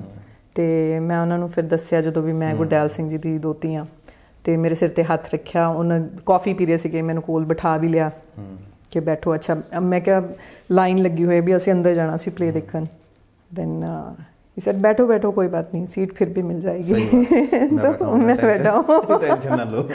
ਸੋ ਉਹ ਚੀਜ਼ ਤਾਂ ਹੈਗੀ ਹੈ ਕਿਤੇ ਨਾ ਕਿਤੇ। ਉਹ ਪੁੱਛਦੇ ਵੀ ਰਹਿੰਦੇ ਸੀਗੇ ਉਦੋਂ, ਨਾਨਾ ਜੀ ਜ਼ਿੰਦਾ ਸੀਗੇ ਤੇ ਉਦੋਂ ਪੁੱਛਦੇ ਹੁੰਦੇ ਸੀਗੇ ਕਿ ਅਬ ਕੈਸੇ ਹੈ ਉਹ, ਕਿਆ ਚੱਲ ਰਿਹਾ ਹੈ। ਮਤਲਬ ਇੱਕ ਆਪਣੇ ਆਪ ਨੂੰ ਪ੍ਰਾਊਡ ਵੀ ਫੀਲ ਹੁੰਦਾ ਸੀਗਾ ਕਿ ਇੰਨੇ ਸੀਨੀਅਰ ਜਿਹੜੇ ਲੋਕ ਹੈਗੇ ਆ, ਸਿਰਫ ਉਹਨਾਂ ਕਰਕੇ ਮੇਰੇ ਨਾਲ ਵੀ ਅੱਛੇ ਤਰੀਕੇ ਨਾਲ ਗੱਲ ਕਰ ਰਹੇ। ਬਟ ਅਦਰਵਾਈਜ਼ ਯਾਦਾਂ ਜੇ ਕਵਾਂ ਤੇ ਮੇਰੇ ਖਿਆਲ ਉਹਨਾਂ ਦੀਆਂ ਫਿਲਮੀ ਸ਼ੂਟ ਦੀਆਂ ਤਾਂ ਜ਼ਰੂਰ ਹੋਣਗੀਆਂ ਕੁਝ ਯਾਦਾਂ ਜਿਹੜੀਆਂ ਉਹ ਗੱਲ ਕਰਦੇ ਆ ਜਾਂ ਕਿੱਦਾਂ, ਬਟ ਨਾਨਾ ਜੀ ਨਾਲ ਕਿਉਂਕਿ ਉਹਨਾਂ ਦੀ ਇੰਟਰੈਕਸ਼ਨ ਉਸ ਟਾਈਮ ਤੇ ਨਹੀਂ ਸੀਗੀ, ਸਿਰਫ ਇੱਕ ਨੋਵਲ ਕਰਕੇ ਸੀ। ਪਰ ਓਮਪੁਰੀ ਅੰਕਲ ਨਾਲ ਬਹੁਤ, ਕਿਉਂਕਿ ਉਹ ਜਦੋਂ ਵੀ ਨਾਨਾ ਜੀ ਬੰਬੇ ਗਏ ਬਿਲਕੁਲ ਤੇ ਉਹਨਾਂ ਦੇ ਘਰੇ ਹੀ ਰਹਿੰਦੇ ਸੀਗੇ, ਸੋ ਇਸ ਕਰਕੇ ਉਹ ਉਹਨਾਂ ਨਾਲ ਕਾਫੀ ਉਹਨਾਂ ਦੀ ਅਟੈਚਮੈਂਟ ਸੀਗੇ। ਤੇ ਤੁਹਾਨੂੰ ਚਿਣਕ ਕਿੱਥੋਂ ਪਈ ਜਿਹੜੀ ਇਹ ਚੀਜ਼ ਸੀਗੀ? ਮਤਲਬ ਕਿ ਠੀਕ ਹੈ ਤੁਸੀਂ ਸਕੂਲ 'ਚ ਕੀਤਾ ਹੈ ਨਾ, ਲੇਕਿਨ ਇਹ DNA 'ਚ ਕਿੱਦਾਂ ਆਇਆ? ਮੈਨੂੰ ਲੱਗਦਾ ਨਾਨਾ ਜੀ ਤੋਂ ਆਇਆ। ਮੇਰੇ ਮੰਮਾ ਤੇ ਪਾਪਾ ਦੋਨੋਂ ਜਣੇ ਹੀ ਮਤਲਬ ਕਲਚਰ ਐਕਟੀਵਿਟੀਜ਼ ਕਰਦੇ ਸੀਗੇ। ਓਕੇ। ਮੇਰੇ ਮੰਮਾ ਨੇ ਰੇਡੀਓ ਵਾਸਤੇ ਵੀ, ਨਾਟਕ ਵਗੈਰਾ ਦੇ ਵਿੱਚ ਵੀ ਵੌਇਸ ਓਵਰ ਕੀਤੇ ਸੀਗੇ ਕੁਝ ਸਟੇਜ ਦੇ ਉੱਤੇ। ਉਦੋਂ ਕਾਲਜ ਟਾਈਮ ਤੇ ਉਹਨਾਂ ਦੇ ਜੈਤੋਂ 'ਚ ਸੀਗੇ ਮੰਮੀ ਮੇਰੇ, ਹਾਂ। ਤੇ ਉਹ ਫਰੀਦਕੋਟ ਕਾਲਜ ਦੇ ਵਿੱਚ। ਤੇ ਮੇਰੇ ਪਾਪਾ ਨੇ ਵੀ ਮਤਲਬ ਭੰਗੜਾ ਵਗੈਰਾ ਕੀਤਾ ਹੋਇਆ ਸੀਗਾ। ਆਸ਼ਾ ਪਾਰਿਖ ਦੇ ਜਿਹੜੇ ਬ੍ਰਦਰ ਸੀਗੇ ਉਹ ਤੇ ਮੇਰੇ ਪਾਪਾ ਇਕੱਠੇ 에ਅਰ ਫੋਰਸ 'ਚ ਵੀ ਰਹੇ ਆ ਕਾਫੀ ਟਾਈਮ। ਤੇ ਉਹ ਪਾਪਾ ਨੂੰ ਲਿਖਣ ਦਾ ਵੀ ਸੀਗਾ ਸ਼ੌਂਕ। ਤੇ ਪਾਪਾ 에ਅਰ ਫੋਰਸ ਸੀ? ਪਾਪਾ ਪਹਿਲਾਂ 에ਅਰ ਫੋਰਸ 'ਚ ਸੀਗੇ, ਉਸ ਤੋਂ ਬਾਅਦ ਫਿਰ ਉਹ ਤੁਸੀਂ ਇੰਨੇ ਡੇਰਿੰਗ ਹੋ। ਮੇਬੀ ਆਰਮੀ ਬ੍ਰੈਟ ਨਾ, ਉਹ ਮਤਲਬ ਕਿ ਆਰਮੀ ਬ੍ਰੈਟ ਤੁਹਾਡੇ। ਉਸ ਤੋਂ ਬਾਅਦ ਉਹਨਾਂ ਨੇ ਫਿਰ ਉਹ ਸਿਵਲ ਸਰਵਿਸਿਜ਼ 'ਚ ਆ ਗਏ ਸੀਗੇ। ਸੋ ਮਾਈ ਮਦਰ ਐਂਡ ਫਾਦਰ ਬੋਥ ਵਰ ਇਨ ਸਿਵਲ ਸਰਵਿਸਿਜ਼। ਤੇ ਅਸੀਂ ਤਾਂ ਮਤਲਬ ਕਿ ਨੌਕਰੀ ਪੇਸ਼ਾ ਦੇ। ਪਰਸਨੈਲਿਟੀ ਨਾ ਲੱਗਦਾ ਹੈ ਕਿ ਕੋਈ ਬੈਠਾ ਹੋਏਗਾ ਅੱਗੇ ਨਾ ਕਿ ADC ਹੋਣੇ ਕੋਈ ਮੈਡਮ ਨਾ। ਹੋਪ ਮੈਂ ਹੋ ਵੀ ਜਾਣਾ ਸੀਗਾ ਐਕਚੁਅਲੀ, ਬਟ ਸਮਹਾਓ ਮੇਰੇ ਖਿਆਲ ਥੀਏਟਰ ਨੇ ਤੇ ਫਿਲਮਾਂ ਨੇ ਬਚਾ ਰੱਖਿਆ। ਅੱਛਾ। ਅਦਰਵਾਈਜ਼ ਜੇ ਮੈਂ ਸੱਚੀ ਮੁੱਚੀ ਉਸ ਸਾਈਡ ਤੇ ਚਲੇ ਜਾਂਦੀ ਤਾਂ ਮੈਂ ਕਦੇ ਇੱਧਰਲੇ ਪਾਸੇ ਆਣਾ ਹੀ ਨਹੀਂ ਸੀਗਾ। ਬਟ ਥੀਏਟਰ ਨੇ, ਕ੍ਰੀਏਟੀਵਿਟੀ ਨੇ ਕੁਝ, ਕਿਉਂਕਿ ਸਾਡੇ ਉੱਥੇ ਅੰਮ੍ਰਿਤਸਰ ਦੇ ਵਿੱਚ ਬੜੇ ਅੱਛੇ ਸਾਡੇ ਜਿਹੜੇ DC ਬਹੁਤ ਵਧੀਆ ਰਹੇ ਉੱਥੇ। ਤੇ ਮੇਰੇ ਆਲੇ ਦੁਆਲੇ ਦਾ ਜਿਹੜਾ ਸਰਕਲ ਸੀਗਾ ਉਹ ਵੀ ਇੰਨਾ ਵਧੀਆ ਰਿਹਾ। ਤੇ ਫਿਰ ਉਸ ਤੋਂ ਬਾਅਦ ਪੰਜਾਬ ਸੰਗੀਤ ਨਾਟਕ ਅਕੈਡਮੀ ਦਾ ਅਵਾਰਡ ਜਿਹੜਾ ਹੈਗਾ ਉਹ, ਮਤਲਬ ਜਦੋਂ ਮੈਨੂੰ ਉਹ ਮਿਲਿਆ, ਐਂਡ ਮੈਨੂੰ ਲੱਗਦਾ ਕਿ ਦੈਟ ਵਾਜ਼ ਹਾਈਟ, ਕਿ ਮੈਨੂੰ ਜਿਹੜਾ ਲੱਗਾ ਕਿ ਇੱਕਦਮ ਜਦੋਂ ਮੈਨੂੰ ਡਾਕਟਰ ਆਤਮਜੀਤ ਦਾ ਕਾਲ ਆਇਆ ਵੀ ਕੁੜੀਏ ਵਧਾਈਆਂ ਤੂੰ ਨੈਸ਼ਨਲ ਅਵਾਰਡੀ ਹੋ ਗਈ। ਸੋ it was something for me. And ਮੈਂ ਮਤਲਬ ਮੈਨੂੰ ਇਹ ਕਿਹਾ ਗਿਆ ਸੀਗਾ ਕਿ ਜਦ ਤੱਕ ਆਫੀਸ਼ੀਅਲ ਨਹੀਂ ਹੁੰਦਾ ਸਾਰਾ ਕੁਝ ਤੂੰ ਦੱਸਣਾ ਨਹੀਂ ਕਿਸੇ ਨੂੰ। ਐਂਡ ਉਹ ਜਿਹੜਾ ਸ਼ਾਮ ਦੇ 4 ਵਜੇ ਤੋਂ ਲੈ ਕੇ ਅਗਲੇ ਸਵੇਰ ਦੇ 10-11 ਜਦ ਤੱਕ ਅਖਬਾਰ ਦੇ ਵਿੱਚ ਸਾਰਿਆਂ ਦੇ ਕੋਲੇ ਪਹੁੰਚਿਆ ਨਹੀਂ, ਵਧਾਈਆਂ ਨਹੀਂ ਆਉਣੀਆਂ ਸ਼ੁਰੂ ਹੋਈਆਂ। ਤੇ ਮੇਰੇ ਲਈ ਉਹ ਟਾਈਮ ਜਿਹੜਾ ਸੀਗਾ ਨਾ ਵੀ ਮੈਂ ਕਿਸੇ ਨੂੰ ਦੱਸ ਹੀ ਨਹੀਂ ਪਾ ਰਹੀ ਹੈ ਨਾ, ਮੈਂ ਕੀ ਕਰਾਂ। ਸਹੀ ਗੱਲ ਹੈ। ਸੋ ਫਿਰ ਜਿੱਦਾਂ ਅਖਬਾਰ 'ਚ ਆਇਆ ਹੋਣਾ ਤੇ ਹਾਂ ਫਿਰ ਇੱਦਾਂ ਸੀਗਾ ਕਿ ਮੈਨੂੰ ਉਹ ਪੁੱਛਣਾ ਵੀ ਨਹੀਂ ਹੈ, ਕਿਉਂਕਿ ਮੈਨੂੰ ਐਜ਼ ਏ ਪਰਸਨ ਜਾਣਨਾ ਹੈ ਕਿ ਵਾਈ ਯੂ ਚੂਜ਼ ਐਕਟਿੰਗ। ਨਹੀਂ ਇਹਦੇ 'ਚ ਇੱਕ ਤਾਂ ਸਵਾਦ ਹੁੰਦਾ ਵੈਸੇ, ਵਾਈ ਯੂ ਆਰ ਐਕਟਰ, ਕਿ ਜਦੋਂ ਤੁਸੀਂ ਐਕਟਰ ਹੁੰਦੇ ਹੋ ਨਾ ਤੁਹਾਨੂੰ ਬੜੇ ਤਰ੍ਹਾਂ ਦੇ ਕਰੈਕਟਰ ਕੰਮ ਮਤਲਬ ਮਿਲਦੇ ਆ ਕੰਮ ਕਰਨ ਨੂੰ। ਕਰਦੇ ਹੋ ਨਾ? ਹਾਂ। ਜਿੱਦਾਂ ਮੈਂ ਕੇਵਲ ਧਾਲੀਵਾਲ ਨਾਲ ਬਹੁਤ ਕੰਮ ਕੀਤਾ and I always thank him for this ਕਿ ਜਿੰਨਾ ਕੰਮ ਮੈਂ ਚੰਡੀਗੜ੍ਹ ਰਹਿ ਕੇ as an side character roles ਜਾਂ ਕੁਝ ਕੀਤੇ ਸੀਗੇ, ਮੈਂ ਉੱਥੇ ਮੇਨ ਲੀਡ ਦੇ ਵਿੱਚ ਥੀਏਟਰ ਦਾ ਕੰਮ ਕੀਤਾ। ਤੇ ਜਿਹੜਾ ਕੇਵਲ ਧਾਲੀਵਾਲ ਨਾਲ ਕੰਮ ਕਰਨ ਦਾ ਐਕਸਪੀਰੀਅੰਸ ਸੀਗਾ ਮੇਰਾ ਕਿ ਉਹਨਾਂ ਨੂੰ ਹੁੰਦਾ ਸੀਗਾ ਕਿ ਮੈਂ ਆਹ ਸੈੱਟ ਇੱਦਾਂ ਲਾਉਣਾ, ਇੱਦਾਂ ਦੀ ਤੁਹਾਡੀ ਕਾਸਟਿਊਮ ਹੋਣੀ ਆ, ਆਹ ਤੁਹਾਡਾ ਹੈਗਾ ਕਰੈਕਟਰ ਹੈ, ਇੱਦਾਂ ਤੁਸੀਂ ਕੰਮ ਕਰਨਾ ਹੈ, ਮੈਨੂੰ ਆਹ ਚਾਹੀਦਾ। ਜਦ ਤੱਕ ਉਹਨਾਂ ਨੂੰ ਉਹ ਨਹੀਂ ਸੀ ਮਿਲਦਾ ਉਹ ਐਕਟਰ ਨੂੰ ਛੱਡਦੇ ਨਹੀਂ, ਮਤਲਬ ਉਹਨਾਂ ਨੂੰ ਇਹ ਹੁੰਦਾ ਵੀ ਨਹੀਂ ਮੈਨੂੰ ਨਹੀਂ ਇਹ ਨਹੀਂ, ਇੱਦਾਂ ਹੀ ਕਰਨਾ ਹੈ, ਇੱਦਾਂ ਹੀ ਬੋਲਣਾ। ਐਂਡ ਕਈ ਵਾਰੀ ਕੀ ਹੁੰਦਾ ਸੀਗਾ ਮੇਰੀ ਜਦੋਂ ਥੋੜ੍ਹਾ ਜਿਹਾ ਮਤਲਬ ਜਿੱਦਾਂ ਪਹਿਲਾਂ ਤਾਂ ਹੁੰਦਾ ਨਾ ਕਿ ਅਸੀਂ ਵੀ ਕੰਮ ਕਰੀ ਜਾਓ ਕੋਈ ਗੱਲ ਨਹੀਂ ਹੈ ਨਾ, ਵੀ ਮੰਨ ਲੈਂਦੇ ਹਾਂ ਤੁਹਾਡੀ ਗੱਲ। ਤੇ ਜਦੋਂ ਥੋੜ੍ਹਾ ਜਿਹਾ ਹੋ ਗਿਆ ਮੈਚਿਓਰ ਹੋ ਗਏ, ਕੰਮ ਜ਼ਿਆਦਾ ਕਰਨਾ ਸ਼ੁਰੂ ਕਰਤਾ, ਤੇ ਫਿਰ ਕੇਵਲ ਭਾਜੀ ਨਾਲ ਮੇਰਾ ਹੁੰਦਾ ਸੀਗਾ ਕਿ ਭਾਜੀ ਕੋਈ ਗੱਲ ਨਹੀਂ। ਐਂਡ ਉਸ ਟਾਈਮ ਤੇ ਉਹ ਨਾ ਮਤਲਬ ਮੈਂ ਦੇਖਦੀ ਹੁੰਦੀ ਸੀ ਉਹਨਾਂ ਨੂੰ ਸਾਹਮਣੇ ਜਦੋਂ ਰਿਹਰਸਲਸ ਚੱਲਦੀਆਂ ਸੀਗੀਆਂ ਤਾਂ ਮੈਂ ਕਹਿੰਦੀ ਹੁੰਦੀ ਸੀ ਕਿ ਮੈਂ ਆਪਣੇ ਵੱਲੋਂ ਜੋ ਕਰ ਰਹੀ ਹਾਂ ਨਾ ਮੈਂ ਕਰੀ ਜਾ ਰਹੀ ਹਾਂ। ਤੇ ਭਾਜੀ ਦਾ ਮੂੰਹ ਹਮੇਸ਼ਾ ਇਹ ਹੁੰਦਾ ਸੀਗਾ ਕਿ ਇਹ ਉਹ ਨਹੀਂ ਕਰ ਰਹੀ ਜੋ ਮੈਂ ਕਹਿ ਰਿਹਾ। ਬਟ ਜਦੋਂ ਸਟੇਜ ਦੇ ਉੱਤੇ ਮੈਂ ਪਰਫਾਰਮ ਕਰਦੀ ਸੀ ਟੱਚਵੁੱਡ ਕੇ ਹਰ ਵਾਰੀ ਕੇਵਲ ਭਾਜੀ ਦਾ ਇਹ ਹੁੰਦਾ ਸੀਗਾ ਕਿ ਕੁੜੀਏ ਅਮੇਜ਼ਿੰਗ, ਕਿਉਂਕਿ ਮੇ ਬੀ ਮੈਂ ਪਹਿਲਾਂ ਰਿਹਰਸਲ ਕਰਦਿਆਂ ਉਹ ਨਹੀਂ ਸੀ ਦਿੰਦੀ ਚੀਜ਼ਾਂ ਜਿਹੜੀਆਂ ਕਿ ਉਹ ਚਾਹੁੰਦੇ ਸੀਗੇ, ਬਟ ਔਨ ਸਟੇਜ ਕਿਉਂਕਿ ਦਿਮਾਗ 'ਚ ਤਾਂ ਹੁੰਦਾ ਸੀਗਾ ਤੇ ਮੇਰੀ ਆਦਤ ਵੀ ਹੁੰਦੀ ਸੀਗੀ ਕਿ ਮੈਂ ਰਿਹਰਸਲ ਦੇ ਵਿੱਚ ਕਦੇ ਆਪਣਾ 100% ਨਹੀਂ ਦਿੱਤਾ। ਇਹ ਪਤਾ ਨਹੀਂ ਬੜੀ ਭੈੜੀ ਆਦਤ ਹੈ ਮੇਰੀ, ਕਿਉਂਕਿ ਮੈਨੂੰ ਹੁੰਦਾ ਸੀਗਾ ਕਿ ਜੇ ਮੈਂ ਇੱਥੇ 100% ਦੇਤਾ ਨਾ ਮੇਰੀ ਸਟੇਜ ਤੇ ਪਰਫਾਰਮੈਂਸ ਖਰਾਬ ਹੋ ਜਾਣੀ ਹੈ। ਐਂਡ ਸਪੈਸ਼ਲੀ ਔਨ ਦੈਟ ਡੇ ਜਿੱਦਣ ਸਾਡੀ ਔਨ ਸਟੇਜ ਲਾਈਟਿੰਗ ਨਾਲ ਕਾਸਟਿਊਮ ਨਾਲ ਇੱਕ ਰਿਹਰਸਲ ਪਹਿਲਾਂ ਹੁੰਦੀ ਸੀਗੀ, ਟੈਕਨੀਕਲ ਰਿਹਰਸਲ, ਜੇ ਬਾਈ ਚਾਂਸ ਮੇਰੇ ਤੋਂ ਉਸ ਟਾਈਮ ਦੇ ਉੱਤੇ ਫੀਲ ਕਰਕੇ ਬੋਲਿਆ ਗਿਆ ਮੇਰੀ ਸ਼ਾਮ ਦੀ ਪਰਫਾਰਮੈਂਸ ਖਤਮ ਹੈ। ਸਹੀ ਗੱਲ ਹੈ। ਸੋ ਇਹ ਹੈਗਾ ਸੀ, ਉਹੀ ਹੈ ਨਾ ਕਿ ਪਹਿਲੇ 80 ਰੱਖੋ ਬਾਅਦ 'ਚ 100 ਕਰਾਂਗੇ ਇਹਨੂੰ, ਹੁਣ ਠੀਕ ਹੈ ਥੋੜੀ ਜਿਹੀ। ਜੇ ਪਹਿਲਾਂ 100 ਕਰਤਾ ਤੇ ਫਿਰ ਉਸ ਤੋਂ ਬਾਅਦ 200 ਕਰਨ ਦੀ ਕੋਸ਼ਿਸ਼ 'ਚ ਓਵਰ ਐਕਟਿੰਗ ਹੋ ਜਾਏਗੀ, ਕਿਉਂਕਿ ਉਹ ਸਭ ਨੂੰ ਐਕਸਪੈਕਟੇਸ਼ਨ ਹੋ ਜਾਂਦੀ ਕਿ ਇਹ ਤਾਂ ਐਦਾਂ ਕੀਤਾ ਸੀ ਇਹੀ ਕਰਨਾ ਹੈ। ਨਹੀਂ ਉੱਥੇ ਬੜੇ ਡਾਇਰੈਕਟਰ ਸੀਗੇ ਇੱਦਾਂ ਦੇ ਜਿਹੜੇ ਪੰਜਾਬ ਨਾਟਸ਼ਾਲਾ 'ਚ ਮੈਂ ਐਜ਼ ਐਨ ਉਹਨਾਂ ਦਾ ਵੀਕਐਂਡ 'ਤੇ ਉਹ ਕਰਦੇ ਹੁੰਦੇ ਸੀਗੇ ਨਾਟਕ, ਮੈਂ ਉਹ ਵੀ ਕਾਫੀ ਟਾਈਮ ਕੀਤੇ ਆ। ਮੇਰੇ ਖਿਆਲ ਕੁਦੇਸਨ ਦੇ 95 100 ਸ਼ੋਜ਼ ਕੀਤੇ ਆ। ਫਾਸਲੇ ਸੀਗਾ, 2-3 ਹੋਰ ਇੱਦਾਂ ਦੇ ਨਾਟਕ ਸੀ। ਸਾਵੀ ਸੀਗਾ, ਸਾਵੀ ਵਾਜ਼ ਮਾਈ ਬੈਸਟ ਪਲੇ। ਗੱਡੀ ਚੜਨ ਦੀ ਕਾਲ ਬੜੀ ਹੈ ਕੇਵਲ ਨਾਲ, ਬਹੁਤ ਮੇਰਾ ਅੱਛਾ ਪਲੇ ਸੀਗਾ। ਐਂਡ ਲਾਸਟ ਜਿਹੜਾ ਮੈਂ ਕੇਵਲ ਭਾਜੀ ਨਾਲ ਕੀਤਾ ਸੀ ਦੈਟ ਵਾਜ਼ ਇਹ ਗੱਲਾਂ ਕਦੇ ਫੇਰ ਕਰਾਂਗੇ। ਉਹਦੇ 'ਚ ਵੀ ਇੱਕ ਸਿੰਗਲ ਸੋਲੋ ਸਟੋਰੀ ਸੀਗੀ ਤੇ ਉਹ ਵੀ ਬਹੁਤ ਅਮੇਜ਼ਿੰਗ ਸੀ। ਤੇ ਉਦੋਂ ਕੀ ਹੁੰਦਾ ਸੀ ਡਾਇਰੈਕਟਰ ਨਾ ਐਕਸਪੈਕਟੇਸ਼ਨਸ ਉਹਨਾਂ ਦੀਆਂ ਇਹੀ ਹੁੰਦੀਆਂ ਸੀ ਹਮੇਸ਼ਾ ਕਿ ਮੈਂ ਜੋ ਦੱਸ ਰਿਹਾ ਬਿਲਕੁਲ ਉਹੀ ਹੁਣੇ ਕਰਕੇ ਮੈਨੂੰ ਪਰਫਾਰਮ ਕਰਕੇ ਦਿਖਾਓ। ਇੱਕ ਡਾਇਰੈਕਟਰ ਨਾਲ ਤਾਂ ਮੇਰੀ ਇਸ ਗੱਲੋਂ ਬਹੁਤ ਵਾਰੀ ਬਹਿਸ ਹੋ ਜਾਂਦੀ ਹੁੰਦੀ ਸੀਗੀ। ਉਹ ਪੰਜਾਬ ਨਾਟਸ਼ਾਲਾ 'ਚ ਸੀਗੇ, ਨਾ ਉਹਨਾਂ ਨੂੰ ਉਹ ਕੱਢ ਸਕਦੇ ਸੀ ਨਾ ਮੈਨੂੰ ਕੱਢ ਸਕਦੇ ਸੀ। ਸੋ ਉੱਥੇ ਸਾਡੀ ਦਸਰ ਚੱਲਦੀ ਰਹਿੰਦੀ ਹੁੰਦੀ ਸੀਗੀ ਕਿ ਵੀਕਐਂਡ ਦੇ ਉੱਤੇ ਮਤਲਬ ਉਹਨਾਂ ਨੇ ਜਦੋਂ ਫਰਾਈਡੇ ਰਿਹਰਸਲ ਕਰਨੀ ਉਹਨਾਂ ਨੇ ਕਹਿਣਾ ਵੀ ਹਾਂ everything should be perfect. And ਮੈਂ ਉੱਦਾਂ ਹੀ ਡਾਇਲੋਗ ਬੋਲਦੇ ਆ ਜਿੱਦਾਂ ਬੋਲਦੇ ਆ ਵੀ ਠੀਕ ਹੈ ਮੈਂ ਕਿਉਂ ਐਨਰਜੀ ਵੇਸਟ ਕਰਾਂ, ਮੈਂ ਇੰਨੇ ਸ਼ੋਜ਼ ਕਰ ਲਏ, ਮੈਨੂੰ ਪਤਾ ਹੈ ਕੱਲ ਨੂੰ ਜਦੋਂ ਮੈਂ ਉਸ ਕਰੈਕਟਰ 'ਚ ਜਾਣਾ ਤੇ ਮੈਂ ਆਪਣਾ 100% ਦੇ ਦੇਣਾ। ਬਿਲਕੁਲ। ਪਰ ਉਹ ਉਦੋਂ ਵੀ ਸੈਟੀਸਫਾਈ ਨਹੀਂ ਸੀ ਹੁੰਦੇ, ਉਹ ਹਮੇਸ਼ਾ ਉਸ ਤੋਂ ਬਾਅਦ ਵੀ ਕਹਿੰਦੇ ਸੀ ਨਹੀਂ ਉਹ ਉਹਦੀ ਗੱਲ ਨਾ ਕਰੋ। ਲੇਕਿਨ ਮੈਨੂੰ ਲੱਗਦਾ ਕਿ ਉਹ ਸ਼ਾਇਦ ਨਾ ਇੱਕ ਚੰਗੀ ਗੱਲ ਹੈ। ਉਹ ਸ਼ਾਇਦ ਬੰਦੇ ਨੂੰ ਨਾ ਜਿੱਦਾਂ ਤੁਹਾਨੂੰ ਬੋਲਿਆ ਕਿ ਨਹੀਂ ਉਹ ਨਾ ਚੁਭਦੀ ਹੈ ਕਿ ਇਹ ਨਹੀਂ ਯਾਰ ਇਦਾਂ ਕਿੱਦਾਂ, ਅਗਲੀ ਵਾਰ ਹੋਰ ਵਧੀਆ ਕਰਾਂਗੇ। ਬਿਲਕੁਲ, ਉਹ ਸ਼ਾਇਦ ਮੇਰੇ ਲਈ ਵੀ ਵਧੀਆ ਹੁੰਦਾ ਸੀਗਾ ਕਿ ਮੈਨੂੰ ਫਿਰ ਉਸ ਤੋਂ ਬਾਅਦ ਲੱਗਦਾ ਸੀ ਅੱਛਾ ਇਹਨਾਂ ਨੇ ਇਸ ਵਾਰੀ ਮੈਨੂੰ ਕੁਝ ਨਹੀਂ ਕਿਹਾ, ਮਤਲਬ ਮੇਰੀ ਤਾਰੀਫ ਨਹੀਂ ਕੀਤੀ ਜਾਂ ਕੁਝ ਨੈਗੇਟਿਵ ਵੀ ਨਹੀਂ ਬੋਲੇ, ਬਸ ਇੰਨਾ ਹਾਂ ਠੀਕ ਹੈ। ਬਿਲਕੁਲ। ਤੇ ਉਹ ਕਿਤੇ ਨਾ ਕਿਤੇ ਆਪਣੇ ਆਪ ਨੂੰ ਚੁਭਦਾ ਹੁੰਦਾ ਸੀਗਾ ਵੀ ਨਹੀਂ next time I have to do much more better than this. ਹੁਣ ਸਮਝ ਆਉਂਦਾ ਕਿ ਤਾਰੀਫ ਨਹੀਂ ਹੋਣੀ ਚਾਹੀਦੀ, ਕਦੀ ਨਹੀਂ ਹੋਣੀ ਚਾਹੀਦੀ। ਮੈਨੂੰ ਲੱਗਦਾ ਕਿ ਚਾਹੇ ਬਹੁਤ ਵਧੀਆ ਕੰਮ ਹੈ ਨਾ ਤਾਂ ਵੀ ਤਾਰੀਫ ਨਹੀਂ ਹੋਣੀ ਚਾਹੀਦੀ। ਮੈਂ ਆਪਣੇ ਕੰਮ ਦੀ ਖੁਦ ਬਹੁਤ ਵੱਡੀ ਕ੍ਰਿਟਿਕ ਹਾਂ। ਸਪੈਸ਼ਲੀ ਜਦੋਂ ਮੈਂ ਫਿਲਮ ਆਪਣੀ ਕੋਈ ਪਹਿਲੀ ਗੱਲ ਮੈਂ ਪੂਰੀ ਦੀ ਪੂਰੀ ਕਦੇ ਫਿਲਮ ਆਪਣੀ ਦੇਖੀ ਨਹੀਂ ਅੱਜ ਤੱਕ ਸੀਰੀਅਸਲੀ। ਮਤਲਬ ਮੈਂ ਸਿਰਫ ਡਬਿੰਗ 'ਤੇ ਦੇਖਦੀ ਹਾਂ। ਡਬਿੰਗ ਦੇ ਉੱਤੇ ਜਿੰਨਾ ਕੁ ਕੰਮ ਹੈਗਾ ਮੇਰਾ ਮੈਂ ਉਹ ਡਬ ਕਰਦਿਆਂ ਆਪਣਾ ਦੇਖ ਲਿਆ ਐਂਡ ਉਹਦੇ 'ਚ ਵੀ ਮੈਨੂੰ ਲੱਗੀ ਜਾਊਗਾ ਇੱਥੇ ਨਹੀਂ ਆਹ ਸ਼ਾਟ ਕਿਉਂ ਲਾਇਆ।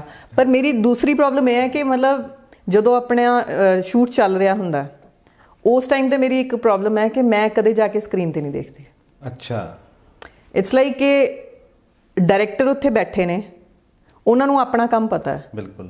ਮੈਂ ਕੰਮ ਕਰ ਰਹੀ ਹਾਂ ਆਪਣਾ, ਮੈਂ ਇੱਥੇ ਕਰ ਲਿਆ, ਉਸ ਤੋਂ ਬਾਅਦ ਹੁਣ ਇਹ ਉਹਨਾਂ ਦੀ ਕਾਲ ਹੈ। ਅਗਰ ਉਹਨਾਂ ਨੂੰ ਨਹੀਂ ਠੀਕ ਲੱਗੇਗਾ ਉਹ ਆਪੇ ਮੈਨੂੰ ਕਹਿ ਦੇਣਗੇ ਕਿ ਰੀਟੇਕ ਕਰ ਲਓ। ਬਿਲਕੁਲ। ਬਟ ਕੁਛ ਡਾਇਰੈਕਟਰ ਇੱਦਾਂ ਦੇ ਹੈਗੇ ਜਿਹੜੇ ਸਿਰਫ ਤੇ ਸਿਰਫ ਜੇ 4 ਜਣਿਆਂ ਦੇ ਵਿੱਚ ਹੀਰੋਇਨ ਹੈ ਜਾਂ ਹੀਰੋ ਬੈਠਾ ਹੈ, ਉਹਨਾਂ ਨੇ ਸਿਰਫ ਉਹਨੂੰ ਹੀ ਦੇਖਣਾ ਹੈ, ਬਾਕੀ ਐਕਟਰਸ ਦਾ ਧਿਆਨ ਨਹੀਂ ਦਿੰਦੇ। ਉਸ ਚੱਕਰ ਦੇ ਵਿੱਚ ਸ਼ਾਇਦ ਜਿਹੜੇ ਕੁਝ ਸਾਡੇ ਐਕਟਰਸ ਵੀ ਹੈਗੇ ਉਹ ਸਪੈਸ਼ਲੀ ਜਾ ਕੇ ਦੇਖਦੇ ਆ ਸਕਰੀਨ ਤੇ ਨਾ ਕਿ ਕੀ ਹੋਇਆ, ਅੱਛਾ ਨਹੀਂ, ਫਿਰ ਉਹੀ ਪੁਸ਼ ਕਰਦੇ ਕਿ ਇੱਕ ਹੋਰ ਲੈ ਲਓ। ਬਿਲਕੁਲ। ਸੋ ਉਹ ਸ਼ਾਇਦ ਮੇਰੇ 'ਚ ਹੈ ਨਹੀਂਗਾ, ਮੈਨੂੰ ਲੱਗਦਾ ਹੁੰਦਾ ਕਿ ਨਹੀਂ, ਕਿਉਂਕਿ ਹਾਲੇ ਵੀ ਆਪਣੀ ਉਹੀ ਇਮਾਨਦਾਰੀ ਹੈ ਕਿ ਮੈਂ ਐਕਟਰ ਹਾਂ ਤਾਂ ਮੈਂ ਐਕਟਰ ਦਾ ਕੰਮ ਕਰਨਾ, ਉਹ ਡਾਇਰੈਕਟਰ ਹੈ ਤਾਂ ਉਹਨਾਂ ਨੇ ਡਾਇਰੈਕਟਰ ਦਾ ਕੰਮ ਕਰਨਾ। ਤੇ ਉਹ ਉਹਨਾਂ ਲਈ ਸ਼ਾਇਦ ਇਹ ਹੋ ਜਾਂਦਾ ਕਿ ਐਕਟਰਸ ਮਤਲਬ ਇਹਨਾਂ ਦੀ ਕੋਈ ਜ਼ਿਆਦਾ ਹੈ ਨਹੀਂ, ਦੇਖਣਾ ਤਾਂ ਹੀਰੋ ਹੀਰੋਇਨ ਨੂੰ ਹੀ ਹੈ, ਕੈਰੈਕਟਰਸ ਨੂੰ ਕਿਹਨੇ ਦੇਖਣਾ, ਤਾਂ ਮੇ ਬੀ। ਲੇਕਿਨ ਮੈਨੂੰ ਲੱਗਦਾ ਕਿ ਸਾਡੀ ਆਡੀਅנס ਨੂੰ ਵੀ ਨਾ ਥੋੜਾ ਜਿਹਾ ਸਮਝਦਾਰ ਬਣਨਾ ਚਾਹੀਦਾ ਹੈ ਨਾ। ਐਕਚੁਅਲੀ ਸਾਡੇ ਡਾਇਰੈਕਟਰਸ ਨੂੰ ਉੱਦਾਂ ਦੇ ਪ੍ਰੋਡਿਊਸਰਸ ਵੀ ਨਹੀਂ ਮਿਲਦੇ ਜਿਹੜੇ ਕਿ ਡੇਅਰਿੰਗ ਕੰਮ ਕਰਨ ਲਈ ਪੈਸਾ ਖਰਚ ਲੈਣ। ਬਿਲਕੁਲ। ਮਤਲਬ ਮੈਨੂੰ ਆਪਣੇ ਆਪ ਨੂੰ ਵੀ ਪਤਾ ਹੈ, ਮੈਂ ਸ਼ਾਰਟ ਫਿਲਮਸ ਕੀਤੀਆਂ 5, ਤੇ ਉਹਨਾਂ 5 ਵਿੱਚ ਜਿਹੜੇ ਮੈਂ ਪ੍ਰੋਡਿਊਸਰ, ਪਹਿਲਾਂ ਤਾਂ ਮੈਂ ਖੈਰ ਆਪਣਾ ਹੀ ਪੈਸਾ ਲਾਇਆ ਸੀ ਫਰਸਟ ਫਿਲਮ ਵਾਸਤੇ, ਤੇ ਉਸ ਤੋਂ ਬਾਅਦ ਜਦੋਂ ਮੈਂ ਪ੍ਰੋਡਿਊਸਰ ਨਾਲ ਗੱਲ ਕੀਤੀ ਤੇ ਉਹਨਾਂ ਨੂੰ ਵੀ ਨਾ ਥੋੜਾ ਜਿਹਾ ਉਹ ਐਪਰੀਹੈਂਸਿਵ ਸੀਗੇ। ਉਹਨਾਂ ਨੂੰ ਲੱਗਾ ਕਿ ਨਹੀਂ, ਸ਼ਾਰਟ ਫਿਲਮਸ ਉਹ ਵੀ ਮਤਲਬ ਇੱਕ ਹੁੰਦਾ ਕਿ ਥੋੜਾ ਮਸਾਲਾ ਚਾਹੀਦਾ ਇਹਦੇ 'ਚ ਜਾਂ ਕੁਛ ਉਹੋ ਜਿਹੇ ਸੀਨਸ ਚਾਹੀਦੇ ਹੈ, ਪਰ ਇਦਾਂ ਦਾ ਕੁਛ ਵੀ ਨਹੀਂ ਹੈਗਾ, ਤੇ ਇਹ ਕਿੱਦਾਂ ਦੇਖਣਗੇ ਲੋਕੀ। ਬਟ ਆਈ ਐਮ ਹੈਪੀ ਕਿ 2 ਮਿਲੀਅਨ 3 ਮਿਲੀਅਨ ਵਿਊਜ਼ ਹੋ ਗਏ ਉਹਨਾਂ ਦੇ, ਤੇ ਉਹ ਤਾਂ ਚਲੋ ਪੈਸਾ ਕਮਾ ਹੀ ਰਹੇ ਆ, ਮੈਨੂੰ ਉਹਨਾਂ ਨਹੀਂ ਮਿਲਿਆ। ਤੇ ਪਰ ਪ੍ਰੋਡਿਊਸਰਸ ਡੇਅਰ ਨਹੀਂ ਕਰਦੇ ਹੁਣ। ਮਤਲਬ ਇੱਕ ਕਨਸੈਪਟ ਮੇਰੇ ਕੋਲੇ, ਮੈਂ ਮੇਰੇ ਖਿਆਲ ਉਹਦੇ ਤੇ ਸਾਰਾ ਕੰਮ ਕਰਕੇ ਬੈਠੀ ਹੋਈ ਹੈਗੀ ਆ ਕਿੱਦਾਂ, ਤੇ ਜੇ ਮੈਂ 4 ਪ੍ਰੋਡਿਊਸਰਸ ਨੂੰ ਕਹਿ ਵੀ ਦਿੰਦੀ ਹਾਂ ਕਿ ਜੀ ਮੈਂ ਆਹ ਕੰਮ ਕਰਨਾ ਹੈ ਕਿੱਦਾਂ, they are not going to take it seriously. ਪਹਿਲੀ ਗੱਲ, ਉਹਨਾਂ ਨੂੰ ਲੱਗੂਗਾ ਕਿ ਇਹ ਸਿਰਫ ਐਕਟਰ ਹੈ, ਇਹਨੇ ਸ਼ਾਇਦ ਇਹਨੇ ਪੈਸੇ ਕਮਾਉਣੇ ਹੋਣੇ ਆ ਤਾਂ ਕਰਕੇ ਇਦਾਂ ਕਰਨਾ ਚਾਹ ਰਹੀ। ਪਰ ਮੈਨੂੰ ਇੰਨਾ ਪਤਾ ਹੈ ਕਿ ਅਗਰ ਮੇਰੇ ਵਰਗੀਆਂ 4 ਫੀਮੇਲ ਐਕਟਰਸਿਸ ਹੈਗੀਆਂ ਜਿਹੜੀਆਂ ਕੇਪੇਬਲ ਹੈਗੀਆਂ ਕੰਮ ਕਰਨ ਲਈ, ਪਰ ਉਹਨਾਂ ਨੂੰ ਕੰਮ ਨਹੀਂ ਮਿਲ ਰਿਹਾ, ਉਹਨਾਂ ਨੂੰ ਉਹਨਾਂ ਦੇ ਲੈਵਲ ਦਾ ਕੰਮ ਨਹੀਂ ਮਿਲ ਰਿਹਾ, ਤੇ ਜੇ ਮੈਂ ਐਫਰਟ ਕਰਕੇ ਕੋਈ ਐਸਾ ਕੋਈ ਮਤਲਬ ਕਰ ਲਾਂ ਹੀਲਾ ਵਸੀਲਾ ਕਰਕੇ ਉਹਨਾਂ ਐਕਟਰਸ ਦੇ ਨਾਲ ਆਪ ਜੁਆਇਨ ਕਰਕੇ ਅੱਛਾ ਕੰਮ ਕਰਾਂ, ਹੈ ਨਾ।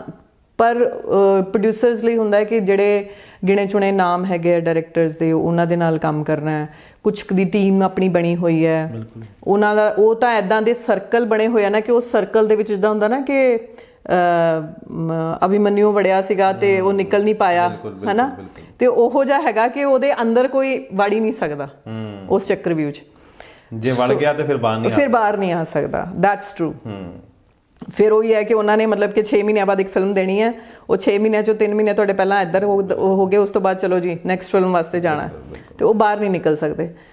ਤੇ ਇਹ ਗਰੁੱਪਿਜ਼ਮ ਜਾਂ ਕੁਛ ਹੈ। ਹਾਲਾਂਕਿ ਅਸੀਂ ਜਦੋਂ ਇਕੱਠੇ ਹੁੰਦੇ ਹਾਂ ਸਾਰੇ ਫਿਲਮ ਇੰਡਸਟਰੀ ਦੇ ਲੋਕ, ਤੇ ਸਾਡੇ ਸੀਨੀਅਰਸ ਕਾਫੀ ਜਿਹੜੇ ਹੈਗੇ ਆ, ਜਿਹੜੇ ਵੱਡੇ ਨਾਮ ਵਾਲੇ ਹੈਗੇ ਆ, ਉਹ ਸਟੇਜ ਤੇ ਖੜ ਕੇ ਕਹਿੰਦੇ ਵੀ ਇਹ ਗੱਲਾਂ ਕਿ ਸਾਨੂੰ ਸਭ ਨੂੰ ਇਕੱਠੇ ਹੋਣਾ ਚਾਹੀਦਾ। ਬਿਲਕੁਲ। ਮੇ ਬੀ ਉਹਨਾਂ ਦੇ ਦਿਲੋਂ ਇਹ ਗੱਲਾਂ ਨਿਕਲਦੀਆਂ ਵੀ ਹੈ ਵੀ ਅਸੀਂ ਕਿਉਂ ਪਾੜ ਪਾਏ ਹੋਏ ਆ, ਕਿਉਂ ਅਸੀਂ ਅੱਡ ਹੋਏ ਆ, ਪਰ ਅਸੀਂ ਫਿਰ ਵੀ ਇਕੱਠੇ ਨਹੀਂ ਹੁੰਦੇ, ਕਿਉਂਕਿ ਉਹ ਸ਼ਾਇਦ ਉੱਥੇ ਜਿਹੀ ਹੁੰਦੀਆਂ ਜਦੋਂ ਅਸੀਂ ਸਾਰਿਆਂ ਨੂੰ ਮਿਲਦੇ ਹਾਂ, ਉਹ ਇੱਕ ਉਸ ਵੇਲੇ ਦੀ ਐਨਰਜੀ ਜੀ ਹੁੰਦੀ ਹੈ ਕਿ ਹਾਂ ਨਹੀਂ ਸਭ ਇਕੱਠੇ ਹੋਣੇ ਚਾਹੀਦੇ ਆ। ਜਿੱਦਾਂ ਹੀ ਬਾਹਰ ਨਿਕਲਦੇ ਫਿਰ ਇੱਕ ਦੂਜੇ ਦੀਆਂ ਲੱਤਾਂ ਖਿੱਚਣ ਲੱਗ, ਅੱਛਾ ਉਹਦੀ ਫਿਲਮ ਉਹ ਦੇਖੀ ਆ, ਇੱਦਾਂ ਦੀ ਹੈ ਉੱਦਾਂ ਦੀ ਹੈ। ਸੋ ਉਹ ਸਭ ਤਾਂ ਚੱਲਦਾ ਹੀ ਰਹਿਣਾ। ਮੈਨੂੰ ਨਾ ਇੱਕ ਛੋਟੀ ਜਿਹੀ ਚੀਜ਼ ਯਾਦ ਆਈ ਇਸ ਤੇ ਕਿ ਇੱਕ ਵਾਰੀ ਆਪਾਂ ਸ਼ਾਇਦ ਘੁੰਮਣ ਜਾ ਰਹੇ ਸੀ ਤੇ ਉੱਥੇ ਨਾ ਗੁਜਰਾਤੀ ਆਏ ਸੀ, ਤੇ ਗੁਜਰਾਤੀਆਂ ਦੀ ਆਦਤ ਹੈ ਉਹ ਬੱਸ ਭਰ ਕੇ ਜਾਂਦੇ ਆ, ਜਿੱਥੇ ਵੀ ਜਾਂਦੇ ਨੇ ਇਕੱਠੇ, ਉਹ ਫੈਮਿਲੀ ਪੂਰੀ ਇਕੱਠੀ, ਉਹਨਾਂ ਨੇ ਆਪਣਾ ਗੈਸ ਸਟੋਵ, ਹਨਾ, ਦਾਲ ਚਾਵਲ ਸਭ ਲੈ ਕੇ ਚੱਲਦੇ, ਸਭ ਨਾਲ ਲੈ ਕੇ ਚੱਲਦੇ ਆ।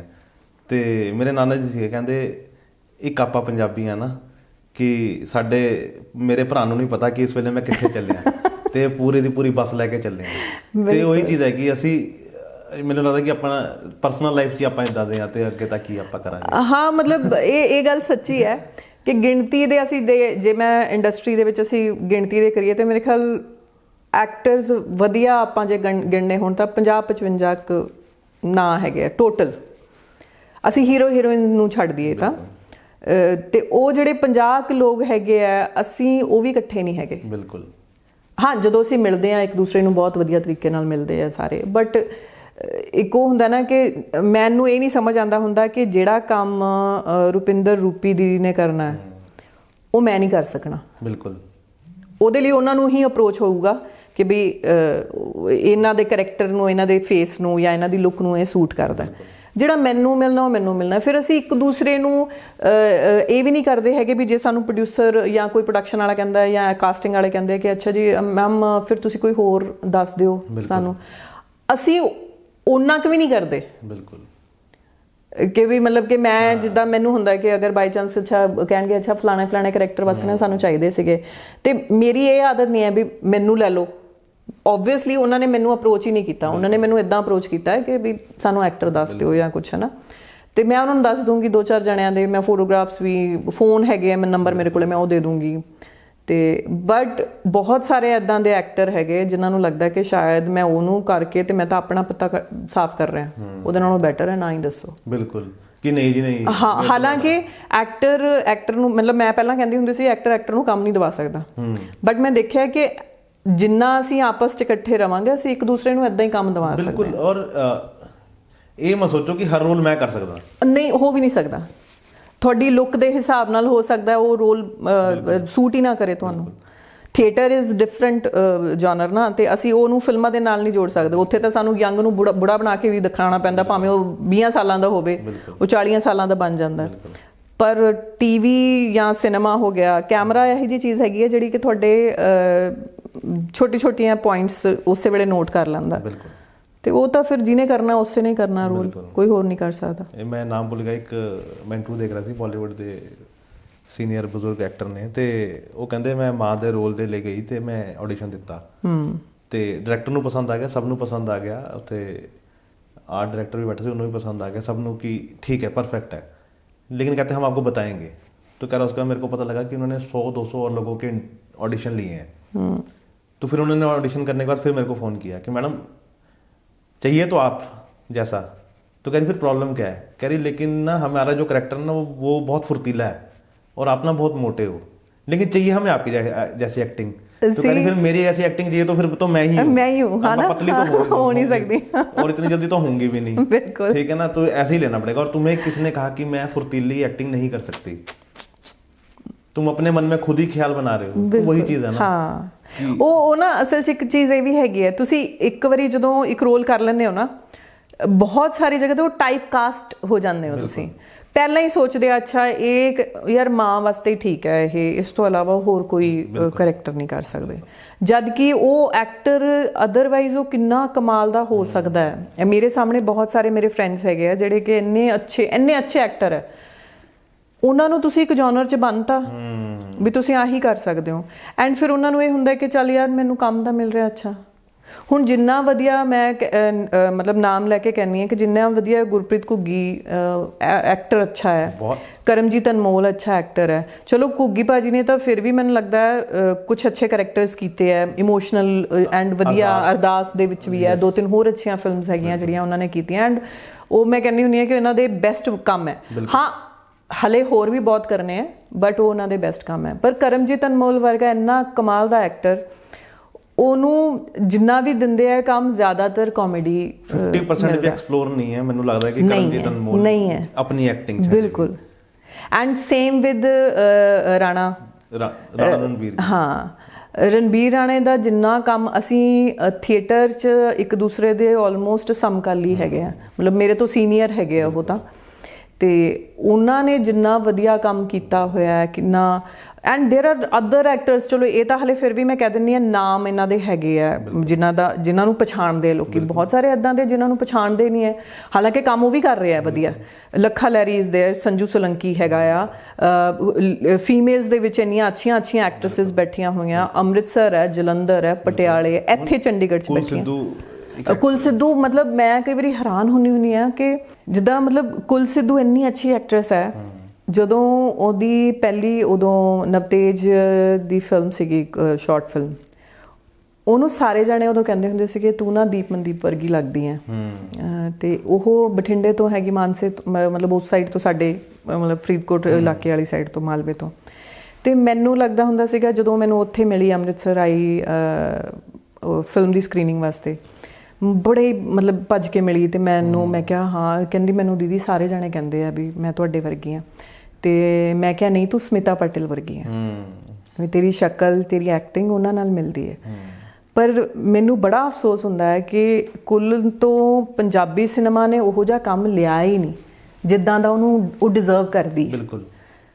ਮੈਂ ਹਲੇ ਵੀ ਬਹੁਤ ਵਾਰੀ ਕਹਿੰਦੀ ਹੁੰਦੀ ਹਾਂ, ਮੈਂ ਜਿਹੜੇ ਸਾਡੇ ਕੁਛ ਮੇਰੇ ਕਲੋਜ਼ ਫਰੈਂਡਸ ਹੈਗੇ ਆ ਉਹਨਾਂ ਨਾਲ ਮੈਂ ਕਹਿੰਦੀ ਹੁੰਦੀ ਹਾਂ ਕਿ ਕੁੱਲ ਨੇ ਕੁਛ ਉਹਦੇ ਆਲੇ ਦੁਆਲੇ ਵਾਲੇ ਲੋਕਾਂ ਨੇ ਉਹਨੂੰ ਖਰਾਬ ਕੀਤਾ, ਤੇ ਕੁਛ ਸ਼ਾਇਦ ਇੰਡਸਟਰੀ ਇੱਦਾਂ ਦੀ ਹੈਗੀ ਹੈ ਵੀ ਉਹਨਾਂ ਨੂੰ ਨਾ ਵੀ ਨਹੀਂ, ਕਿਉਂਕਿ ਸਾਂਵਲਾ ਰੰਗ ਐਡਾ ਸੋਹਣਾ ਰੰਗ ਹੈਗਾ ਆ ਜਿਹੜਾ ਤੁਹਾਡੇ ਕੈਮਰੇ ਤੇ ਵੀ ਇੰਨਾ ਕਮਾਲ ਦਿਖਦਾ, ਪਰ ਇਹਨਾਂ ਨੂੰ ਗੋਰੀ ਉਹ ਦੇਖਣ ਦੀ ਬਿਊਟੀਜ਼ ਜਿਹੜੀਆਂ ਨੇ ਉਹ ਬਲੈਕ ਬਿਊਟੀਜ਼ ਮੰਨੀ। ਬਿਲਕੁਲ।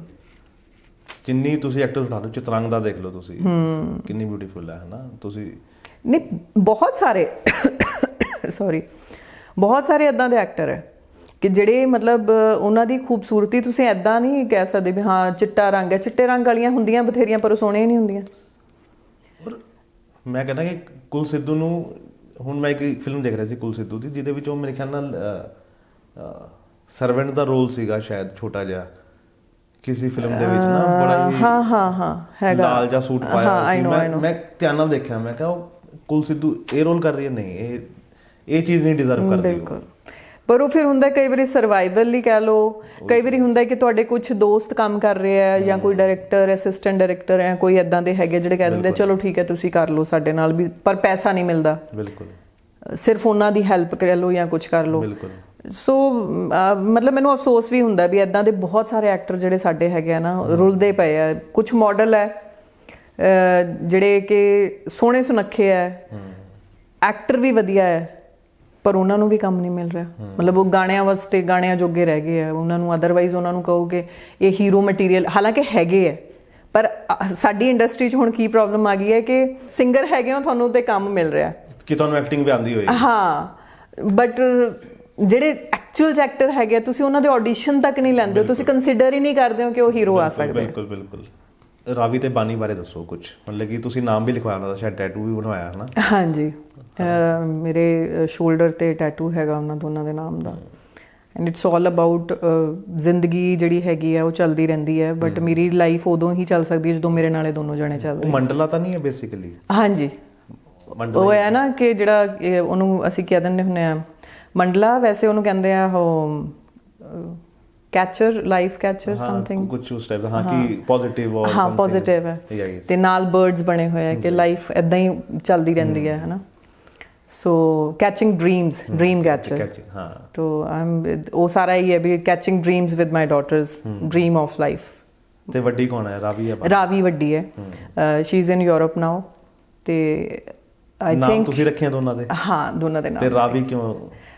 ਰਾਵੀ ਕਿਉਂਕਿ ਰਾਵੀ ਦਰਿਆ ਹੈ ਐਂਡ ਵਿਸ਼ਾਲ ਹੈ, ਚੱਲਦਾ ਰਹਿੰਦਾ।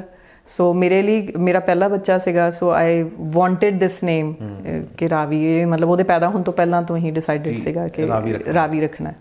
ਸੋ Ravi is kind of my best friend, ਕਿਉਂਕਿ ਜਦੋਂ ਮੇਰੀ ਸੈਪਰੇਸ਼ਨ ਹੋਈ ਸੀਗੀ ਤੇ ਉਸ time she was just 10 years old, ਤੇ ਜਿਸ ਤਰੀਕੇ ਨਾਲ ਉਹਨੇ ਉਦੋਂ ਤੋਂ ਲੈ ਕੇ ਹੁਣ ਤੱਕ ਇਹਨਾਂ 13 ਸਾਲਾਂ ਦੇ ਵਿੱਚ ਸਪੋਰਟ ਕੀਤੀ ਹੈ ਮੇਰੀ।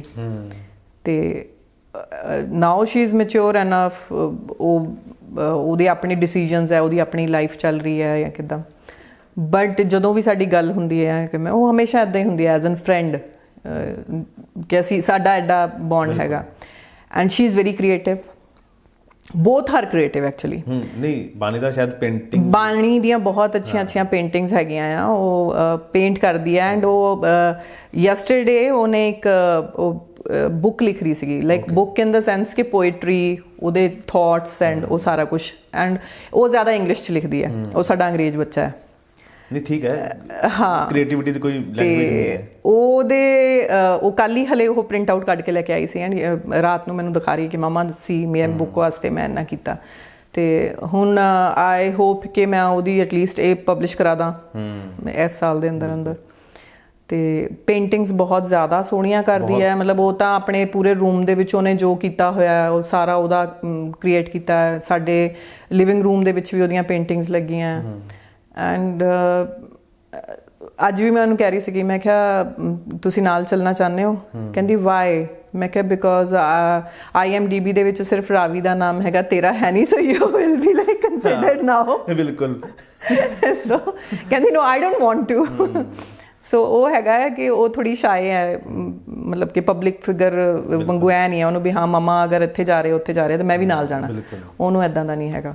ਪਰ ਰਾਵੀ ਦਾ ਸ਼ੁਰੂ ਤੋਂ ਹੀ ਸੀਗਾ ਕਿ ਰਾਵੀ, ਐਂਡ ਸ਼ਾਇਦ ਅਸੀਂ ਇੰਨੇ ਸਾਰੇ ਮੇਰੇ ਆਲੇ ਦੁਆਲੇ ਹਮੇਸ਼ਾ ਰਹੇ ਆ, ਤੇ ਉਹ ਕਈ ਵਾਰੀ ਜਿੱਦਾਂ ਜਤਿੰਦਰ ਕੌਰ ਭੈਣ ਜੀ ਹੈਗੇ ਆ ਐਕਟਰ ਜਿਹੜੇ ਸਾਡੇ, ਤੇ ਉਹ ਹੋ ਗਏ ਜਾਂ ਬਹੁਤ ਹੋਰ ਸੀਨੀਅਰ ਐਕਟਰ ਸੀਗੇ, ਤੇ ਉਹ ਜਿਹੜੇ ਬੱਚੇ ਉਹਨਾਂ ਨਾਲ ਆ ਕੇ ਫੋਟੋਆਂ ਖਿਚਾਉਂਦੇ ਸੀ, ਜਤਿੰਦਰ ਭੈਣ ਜੀ ਨਾਲ ਫੋਟੋ ਖਿਚਾਉਣੀ ਹੈ ਕੁਛ ਹੈ, ਮੈਂ ਉਹਨਾਂ ਨੂੰ ਮਾਤਾ ਕਹਿੰਦੀ ਹੁੰਦੀ ਹਾਂ ਹਮੇਸ਼ਾ।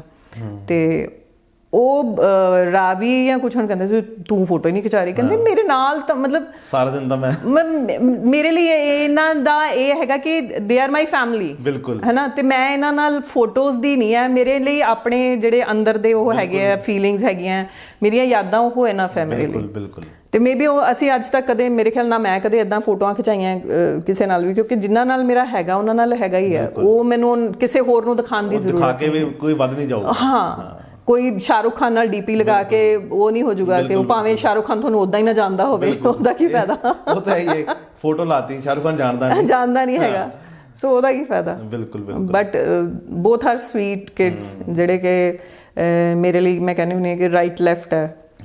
ਤੇ ਦੋਨੋਂ ਇੰਡੀਆ, ਅੱਛਾ ਰਾਵੀ ਤਾਂ ਹਲੇ ਰਾਵੀ ਹਾਂ ਯੂਰਪ ਹੈ, ਉਹ ਇੱਥੇ ਹੈ, she is in 10th class, and hopefully creativity ਜਿੱਦਾਂ ਉਹਦਾ ਗਿਟਾਰ ਵੀ ਹੈਗੀ ਹੈ, ਵਜਾਉਂਦੀ ਹੈ ਬਾਨੀ। ਹਾਂ, ਹੁਣ ਵੀ ਉਹ ਕਹਿ ਰਹੀ ਸੀ ਮੈਨੂੰ ਇਲੈਕਟ੍ਰਿਕ ਗਿਟਾਰ ਲੈ ਕੇ ਦਿਓ, ਐਂਡ ਆਈ ਸੈਡ ਕਿ ਤੂੰ 10th ਦੇ ਵਿੱਚ ਚਲੇ ਜਾ, ਉਸ ਤੋਂ ਬਾਅਦ ਮੈਂ ਦੇਖਦੀ ਹਾਂ। ਤੇ ਹੁਣ ਪਾਸ ਹੋ ਗਈ ਹੈ, ਸੋ ਨਾਓ ਉਹ ਪ੍ਰੈਸ਼ਰ ਬਣ ਗਿਆ ਕਿ ਹੁਣ ਉਹਨੂੰ ਇਲੈਕਟ੍ਰਿਕ ਗਿਟਾਰ ਲੈ ਕੇ ਦੇਣੀ ਹੈ, ਕਿਉਂਕਿ ਅੱਜਕੱਲ ਦੇ ਬੱਚੇ ਨਾ ਬੈਂਡ ਬਹੁਤ ਸੁਣਦੇ ਆ। ਹਾਂ, ਬੈਂਡ ਸੁਣਦੇ ਆ, ਐਂਡ ਉਹਨੇ ਤਾਂ ਆਪਣੇ 3-4 ਸਕੂਲ ਦੇ ਫਰੈਂਡਸ ਵਗੈਰਾ ਨੂੰ ਵੀ ਕਿਹਾ ਹੋਇਆ ਵੀ ਅੱਛਾ ਅਸੀਂ ਬੈਂਡ ਬਣਾ ਰਹੇ ਹਾਂ, ਤੁਸੀਂ ਡਰਮ ਲਓ। ਹਾਂ, ਡਰਮਸ ਤੇਰੇ ਕੋਲੇ ਹੈਗੇ ਆ, ਇਹਦੇ ਕੋਲੇ ਆ ਹੈਗਾ, ਇਹਦੇ ਕੋਲੇ ਆ ਗਿਟਾਰ ਹੈਗੀ ਹੈ, and now I need a electric guitar mama, then our band is complete. ਸਹੀ ਗੱਲ। ਮੈਂ ਕਿਹਾ ਠੀਕ ਹੈ। ਅੰਗਰੇਜ਼ੀ ਚ ਗਾਣੇ? ਫਿਰ ਅੰਗਰੇਜ਼ੀ ਚ ਗਾਣੇ ਸੀਰੀਅਸਲੀ ਮੈਂ ਪਿੱਛੇ ਜੇ ਉਹਦੇ ਅਸੀਂ ਗਾਣੇ ਇੱਦਾਂ ਹੀ ਕਰੇ, ਜਦੋਂ ਕਈ ਵਾਰੀ ਫਰੈਂਡਸ ਵਗੈਰਾ ਬੈਠੇ ਹੁੰਦੇ ਆ ਕਿੱਦਾਂ, ਤੇ ਉਹ ਗਿਟਾਰ ਵਜਾਉਂਦੀ ਹੈ, ਗਾਣੇ ਵਗੈਰਾ ਗਾਉਂਦੀ ਹੈ, ਤੇ ਮੈਂ ਉਹ ਰਿਕਾਰਡ ਕਰਕੇ I sent it to Lady Gaga ਦੇ ਉਹਦੇ ਤੇ ਪਾ ਕੇ, ਮੈਡੋਨਾ ਦੇ ਉਹਦੇ ਤੇ ਪਾ ਕੇ, ਕਹਿੰਦੀ ਨੋ, ਕਹਿੰਦੀ ਦੇ ਆਰ 올ਡੀਜ਼, ਇਹਨਾਂ ਨੂੰ ਨਹੀਂ, ਕਹਿੰਦੇ ਜਿਹੜੇ ਯੰਗ ਹੈਗੇ ਨਾ ਤੁਸੀਂ ਉਹਨਾਂ ਨੂੰ ਪਾਓ। ਮੈਂ ਕਿਹਾ ਦੇ ਆਰ ਪ੍ਰੋਡਿਊਸਰਸ, ਉਹ ਪ੍ਰੋਡਿਊਸ ਕਰਦੇ ਆ, ਕਰ ਸਕਦੇ ਆ।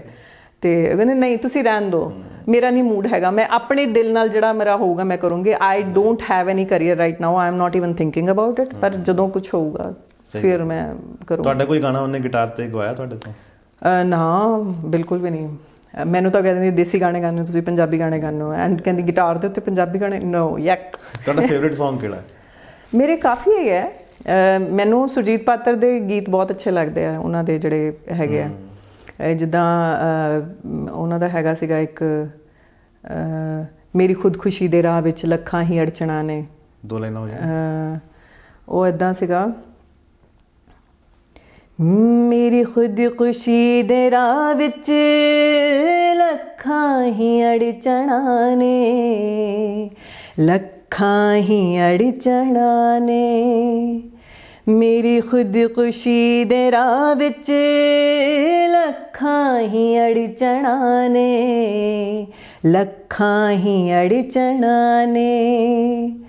ਇੱਕ ਰਾਤ ਹੋਈ ਮੇਰੀ ਜ਼ਿੰਦਗੀ ਦੇ ਨਾਲ ਅਣਬਣ, ਇੱਕ ਰਾਤ ਹੋਈ ਮੇਰੀ ਹੈ ਜ਼ਿੰਦਗੀ ਦੇ ਨਾਲ ਅਣਬਣ, ਮੈਂ ਮਰਨ ਤੁਰੀ ਤਾਂ ਲੱਗ ਪਈ ਮੇਰੀ ਪਾਜੇਬ ਛਣਕਣ, ਬਾਹੋਂ ਪਕੜ ਬਿਠਾਇਆ ਟੁੱਟ ਪੈਣੇ ਕੰਗਣਾ ਨੇ, ਟੁੱਟ ਪੈਣੇ ਕੰਗਣਾ ਨੇ। ਸੋ ਉਹਨਾਂ ਦੇ ਬਹੁਤ ਵਧੀਆ। Thank you. ਤੁਸੀਂ ਟਰਾਈ ਕਿਉਂ ਨਹੀਂ ਕਰਦੇ? ਮੈਂ ਬਾਨੀ ਨੂੰ ਕਹਿਣਾ ਚਾਹੂੰਗਾ, ਬਾਨੀ ਪਲੀਜ਼ ਮੇਰੀ ਇੱਕ ਰਿਕੁਐਸਟ ਹੈ ਕਿ ਮੰਮੀ ਦੇ ਕੁਝ ਗਾਣੇ ਗਿਟਾਰ ਤੇ ਕਰਵਾ ਕੇ ਨਾ YouTube ਤੇ ਪਾ ਜਾਂ Instagram ਤੇ। ਨਹੀਂ, ਉਹ ਕਹਿੰਦੀ ਹੈਗੀ ਤੁਹਾਡੇ ਗਾਣੇ ਜਿਹੜੇ ਹੈਗੇ ਉਹ ਆਫ ਬੀਟ ਹੈਗੇ ਆ, ਸੋ ਨਹੀਂ ਕੋਈ ਨਹੀਂ, ਤੂੰ ਆਫ ਬੀਟ ਤੇ ਲਿਆ, ਮੰਮੀ ਬਹੁਤ ਸੋਹਣਾ ਗਾਏਗੀ, ਇੱਕ ਵਾਰੀ ਟਰਾਈ ਕਰਕੇ ਦੇਖ। ਨਹੀਂ, she is also very good singer, ਉਹ ਆਪਣਾ ਕਰੇ, ਮੇਰੀ ਤਾਂ ਕੋਈ ਗੱਲ ਨਹੀਂ, ਖੈਰ ਸੱਲਾ। ਮੈਂ ਕਈ ਵਾਰੀ ਕਹਿੰਦੀ ਹੁੰਦੀ ਹਾਂ, ਮੈਂ ਕਹਿੰਦੀ ਜਿੰਨਾ ਕੁ ਮੈਂ ਗਾ ਲੈਂਦੀ ਹਾਂ ਸਿਰਫ ਮਹਿਫਲਾਂ 'ਚ ਗਾਣਾ ਹੈਗਾ ਮੇਰੇ ਲਈ ਈਜ਼ੀ ਹੈ, ਬਟ ਜੇ ਮੈਨੂੰ ਰਿਕਾਰਡਿੰਗ ਸਟੂਡੀਓ 'ਚ ਗਾਉਣਾ ਹੋਵੇ ਤਾਂ ਮੇਰੇ ਤਾਂ ਨਾ ਆਈ ਕਾਂਟ। ਨਹੀਂ ਲੇਕਿਨ ਕੁਝ ਕਰਨਾ ਚਾਹੀਦਾ ਤੁਹਾਨੂੰ। ਚਲੋ ਦੇਖੋ 360 ਡਿਗਰੀ ਵਾਲਾ ਚੀਜ਼ ਨਾ ਕਿ ਕੁਝ ਵੀ ਕਰਾ ਲਓ। Let's see, hope for the best. ਅੱਗੇ ਕੀ ਪਲਾਨ ਚੱਲ ਰਹੇ ਨੇ ਹੁਣ? ਅੱਗੇ ਹੁਣ ਉਹੀ ਮੈਂ ਜਿਹੜਾ ਇੱਕ ਸਕ੍ਰਿਪਟ ਲਿਖ ਕੇ ਬੈਠੀ ਹੋਈ ਹਾਂ, ਪੂਰੀ ਦੀ ਪੂਰੀ ਕਨਸੈਪਟ ਮੇਰੇ ਕੋਲ ਹੈਗਾ ਆ, ਸਕਰੀਨ ਪਲੇ ਸ਼ੁਰੂ ਕੀਤਾ ਹੋਇਆ ਐਂਡ ਹੋਪਫੁਲੀ ਕੋਈ ਪ੍ਰੋਡਿਊਸਰ ਵਧੀਆ ਮਿਲ ਜਾਏ ਤਾਂ ਮੈਂ ਚਾਹੁੰਦੀ ਹਾਂ, ਕਿਉਂਕਿ ਮੇਰੇ ਕੋਲੇ ਜਿੰਨਾ ਕੁ ਮੈਂ ਸਾਹਿਤ ਪੜ੍ਹ ਕੇ ਸਿੱਖਿਆ ਹੈ ਜਾਂ ਜਿੰਨੀ ਕੁ ਮੇਰੇ ਆਪਣੇ ਅੰਦਰ ਚੱਲਦਾ ਰਹਿੰਦਾ ਕਿ ਮੈਂ ਔਰਤਾਂ ਦੇ ਉਹਦੇ 'ਤੇ ਕੁਛ ਲਿਖਣਾ ਹੈ, ਕਿਉਂਕਿ ਸਾਡੇ ਨਾ ਅਸਲ 'ਚ ਪੰਜਾਬੀ ਸਿਨੇਮਾ 'ਚ ਪ੍ਰੋਬਲਮ ਕੀ ਹੈਗੀ ਹੈ ਕਿ ਅਸੀਂ ਹੀਰੋ ਓਰੀਐਂਟਡ ਫਿਲਮਾਂ ਬਣਾਉਂਦੇ ਹਾਂ, ਹੀਰੋਇਨ ਓਰੀਐਂਟਡ ਬਣਦੀਆਂ ਜ਼ਰੂਰ ਹੈ ਬਟ ਉਹ ਸਿਰਫ ਤੇ ਸਿਰਫ ਮੇਰੇ ਖਿਆਲ ਪਿਆਰ ਮੁਹੱਬਤ ਤੱਕ ਹੀ ਸੀਮਿਤ ਰਹਿ ਜਾਂਦੀਆਂ। ਬਿਲਕੁਲ ਇਸ ਤੋਂ ਉੱਪਰ ਨਹੀਂ ਉੱਠਦੀਆਂ। ਸਾਡੀ ਐਕਚੁਅਲ ਜ਼ਿੰਦਗੀ ਜਿਹੜੀ ਹੈਗੀ ਆ ਉਹਦੇ ਨਾਲ ਉਹਨਾਂ ਫਿਲਮਾਂ ਦਾ ਕੋਈ ਲੈਣਾ ਦੇਣਾ ਨਹੀਂ ਹੁੰਦਾ।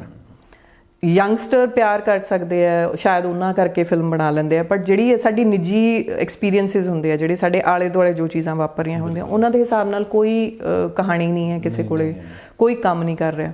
ਸੋ ਮੈਨੂੰ ਇਹ ਜ਼ਰੂਰ ਹੁੰਦਾ ਕਿ ਜੇ ਕੱਲ੍ਹ ਨੂੰ ਮਤਲਬ ਮੈਨੂੰ ਕੋਈ ਅੱਛਾ ਇੱਕ ਪ੍ਰੋਡਿਊਸਰ ਮਿਲਦਾ ਆ ਤੇ ਮੈਂ ਇਹੋ ਜਿਹੀਆਂ ਫਿਲਮਾਂ ਬਣਾਉਣਾ ਚਾਹੁੰਦੀ ਹਾਂ, ਮਤਲਬ ਨੋਟ ਐਜ਼ ਐਨ ਐਕਟਰ ਜਾਂ ਕੁਛ, ਜੇ ਮੈਂ ਐਜ਼ ਐਨ ਪ੍ਰੋਡਿਊਸਰ ਹੀ ਕੰਮ ਕਰ ਸਕਾਂ ਪਿੱਛੇ ਕਿ ਹਾਂ ਠੀਕ ਹੈ ਮੈਂ ਆਹ ਕੰਮ ਕਰਨਾ ਚਾਹੁੰਦੀ ਹਾਂ, ਇਹ ਮੇਰੀ ਇੱਕ ਇੱਛਾ ਹੈ।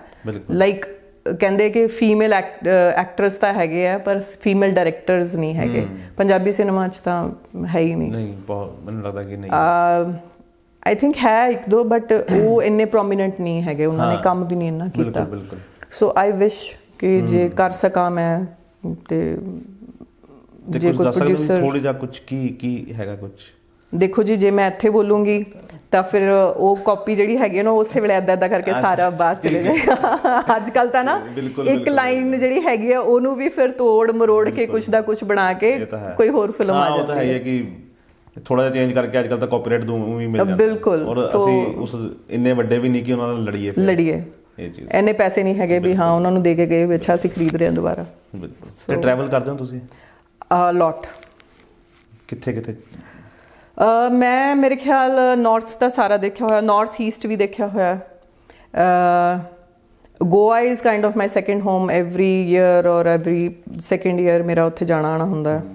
ਅਤੇ ਬਾਕੀ ਬੱਚਿਆਂ ਨਾਲ ਵੀ ਮਤਲਬ ਕਿ ਟਰੈਵਲ ਕੀਤਾ, ਪਰ ਜ਼ਿਆਦਾਤਰ ਨਾਰਥ ਦਾ ਜਾਂ ਨਾਰਥ ਈਸਟ ਦਾ ਏਰੀਆ।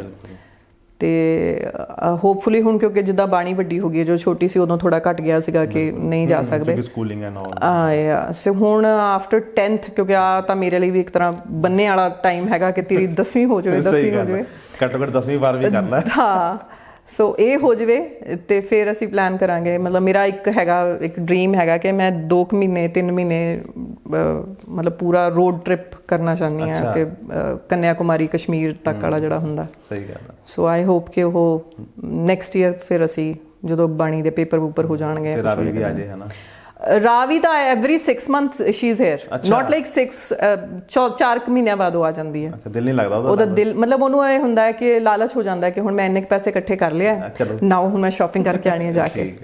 ਸੋ ਮੈਂ ਤੁਹਾਡੀ ਇੱਕ ਵੀਡੀਓ ਦੇਖ ਰਹੀ ਸੀ, ਤੁਸੀਂ ਲੰਡਨ ਗਏ ਸੀ ਸ਼ਾਇਦ। ਹਾਂਜੀ। ਉੱਥੇ ਉਹ ਸਟਰੀਟ ਜਿਹੜੇ ਖੜੇ ਹੁੰਦੇ, ਜਿਹੜੇ ਗਲੀਆਂ 'ਚ ਖੜੇ ਹੁੰਦੇ, ਉਹ ਬੰਦੇ ਨੇ ਤੁਸੀਂ ਇੱਕਦਮ ਉਹਨੇ ਹੱਥ ਫੜਿਆ, ਉਹਨੇ ਇੱਦਾਂ ਕੀਤਾ, ਤੁਸੀਂ ਕਿਹਾ ਇਹ ਕੀ ਹੈ ਨਾ ਕੁਝ। ਉਸ ਤੋਂ ਬਾਅਦ ਕੁਝ ਨਹੀਂ, ਮੈਨੂੰ ਈਵਨ ਉੱਥੇ ਅਸੀਂ ਸ਼ੇਕਸਪੀਅਰ ਦੇ ਪਿੰਡ ਗਏ ਸੀਗੇ ਤੇ ਮੈਂ ਮਤਲਬ ਏਦਾਂ ਹੀ ਉੱਥੇ ਦੇਸੀ ਉਹ ਬੋਲਦੀ ਹੁੰਦੀ ਸੀਗੀ ਜਾ ਕੇ, ਜਦੋਂ ਮੈਂ ਸ਼ੇਕਸਪੀਅਰ ਦੇ ਪਿੰਡ ਜਾ ਕੇ ਆਉਣਾ ਹੈ ਨਾ, ਤੇ ਅਸੀਂ ਉੱਥੇ ਗਏ ਤੇ ਉਹਨਾਂ ਦੇ ਉਹ ਨਾ ਪੂਰੀ ਜਿਹੜੀ ਸਟਰੀਟ ਹੈਗੀ ਆ ਉੱਥੇ ਆਰਟਿਸਟ ਏਦਾਂ ਖੜੇ ਹੁੰਦੇ ਆ।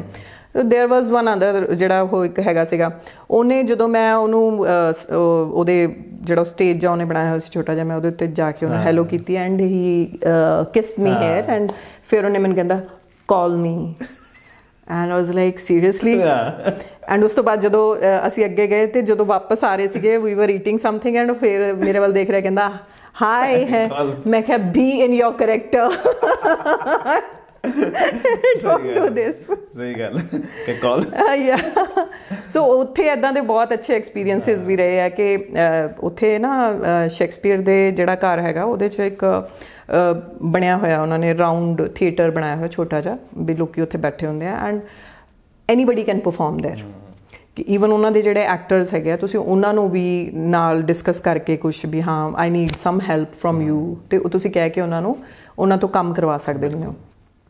ਐਂਡ ਮੇਰੀ ਫਰੈਂਡ ਸੀਗੀ ਜਿਹੜੀ ਨਾਲ she is my best friend Nikki and ਉਹ ਮੈਨੂੰ ਕਹਿੰਦੀ ਕਿ ਵਾਈ ਡੋਂਟ ਯੂ ਜੁਆਇਨ ਵੀ ਤੂੰ ਜਾ ਕੇ ਕਰ ਲਾ ਕੁਛ ਹੈ ਨਾ ਅਤੇ ਮੈਂ ਕਿਹਾ ਨਹੀਂ। ਐਂਡ ਆਲ ਆਫ ਸਡਨ ਉਹਨਾਂ ਨੇ ਜਿੱਦਾਂ ਬੈਂਡ ਸ਼ੁਰੂ ਕੀਤਾ ਅਤੇ ਆਈ ਵੈਂਟ ਦੇਅਰ ਮੈਂ ਜਾ ਕੇ ਆਪਣੇ ਇੱਕ ਮੇਰਾ ਲਾਈਨਸ ਸੀਗੀਆਂ ਮੈਂ ਪਰਫੋਰਮ ਕੀਤੀਆਂ ਉੱਥੇ।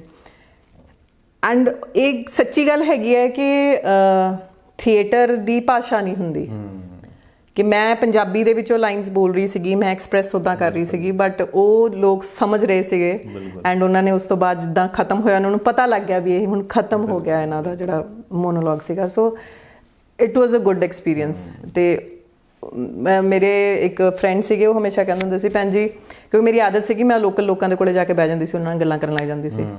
ਮੈਂ ਜਿੱਥੇ ਕਿਤੇ ਵੀ ਜਾਣਾ ਹੋਵੇ ਮੇਰਾ ਇੱਕ ਨਾ ਉਹ ਹੁੰਦਾ ਹਮੇਸ਼ਾ ਕਿ ਜਿੱਥੇ ਗਏ ਹਾਂ ਅਸੀਂ ਉੱਥੇ ਜਾ ਕੇ ਉਹਨਾਂ ਦੀ ਭਾਸ਼ਾ ਉਹਨਾਂ ਦੇ ਨਾਲ ਗੱਲਾਂ ਉਹਨਾਂ ਦੇ ਖਾਣੇ ਪੀਣੇ ਦਾ ਜਾਂ ਕਿੱਦਾਂ। ਅਤੇ ਮੈਂ ਜਦੋਂ ਉੱਥੇ ਸੀਗੀ ਮੈਂ ਹਰੇਕ ਨਾਲ ਜਾ ਕੇ ਉੱਥੇ ਬੈਠਣਾ ਗੱਲਾਂ ਕਰਨੀਆਂ। ਅਤੇ ਇੱਕ ਦਿਨ ਕਿਤੇ ਕੋਈ ਵਿਆਹ ਚੱਲ ਰਿਹਾ ਸੀਗਾ ਕਿਸੇ ਪੱਬ ਦੇ ਵਿੱਚ ਅਤੇ ਅਸੀਂ ਉੱਥੇ ਜਦੋਂ ਗਏ ਅਤੇ ਮੈਂ ਉਹਨਾਂ ਨਾਲ ਗੱਲਾਂ ਕਰਨ ਲੱਗ ਗਈ ਜਾ ਕੇ ਅਤੇ ਉਹ ਲੱਭਦੇ ਫਿਰਨ ਵੀ ਕਿੱਥੇ ਚਲੇ ਗਈ। ਅਤੇ ਜਦੋਂ ਆਏ ਨਾ ਮੈਂ ਗੱਡੀ 'ਚ ਬੈਠੀ ਆ ਗਈ ਕਹਿੰਦੇ ਭੈਣ ਜੀ ਮੈਨੂੰ ਤਾਂ ਲੱਗਦਾ ਨਾ ਅਸੀਂ ਨਾ ਕਹਿੰਦਾ ਕੱਲ੍ਹ ਤੋਂ ਨਾ ਆਪਾਂ 4 ਅੰਗਰੇਜ਼ ਵੈਸੇ ਹੀ ਬਿਠਾ ਲਿਆ ਕਰਨੇ ਨਾਲ ਗੱਡੀ 'ਚ ਤੁਸੀਂ ਗੱਲਾਂ ਕਰਦੇ ਰਹੋਗੇ। ਠੀਕ ਹੈ।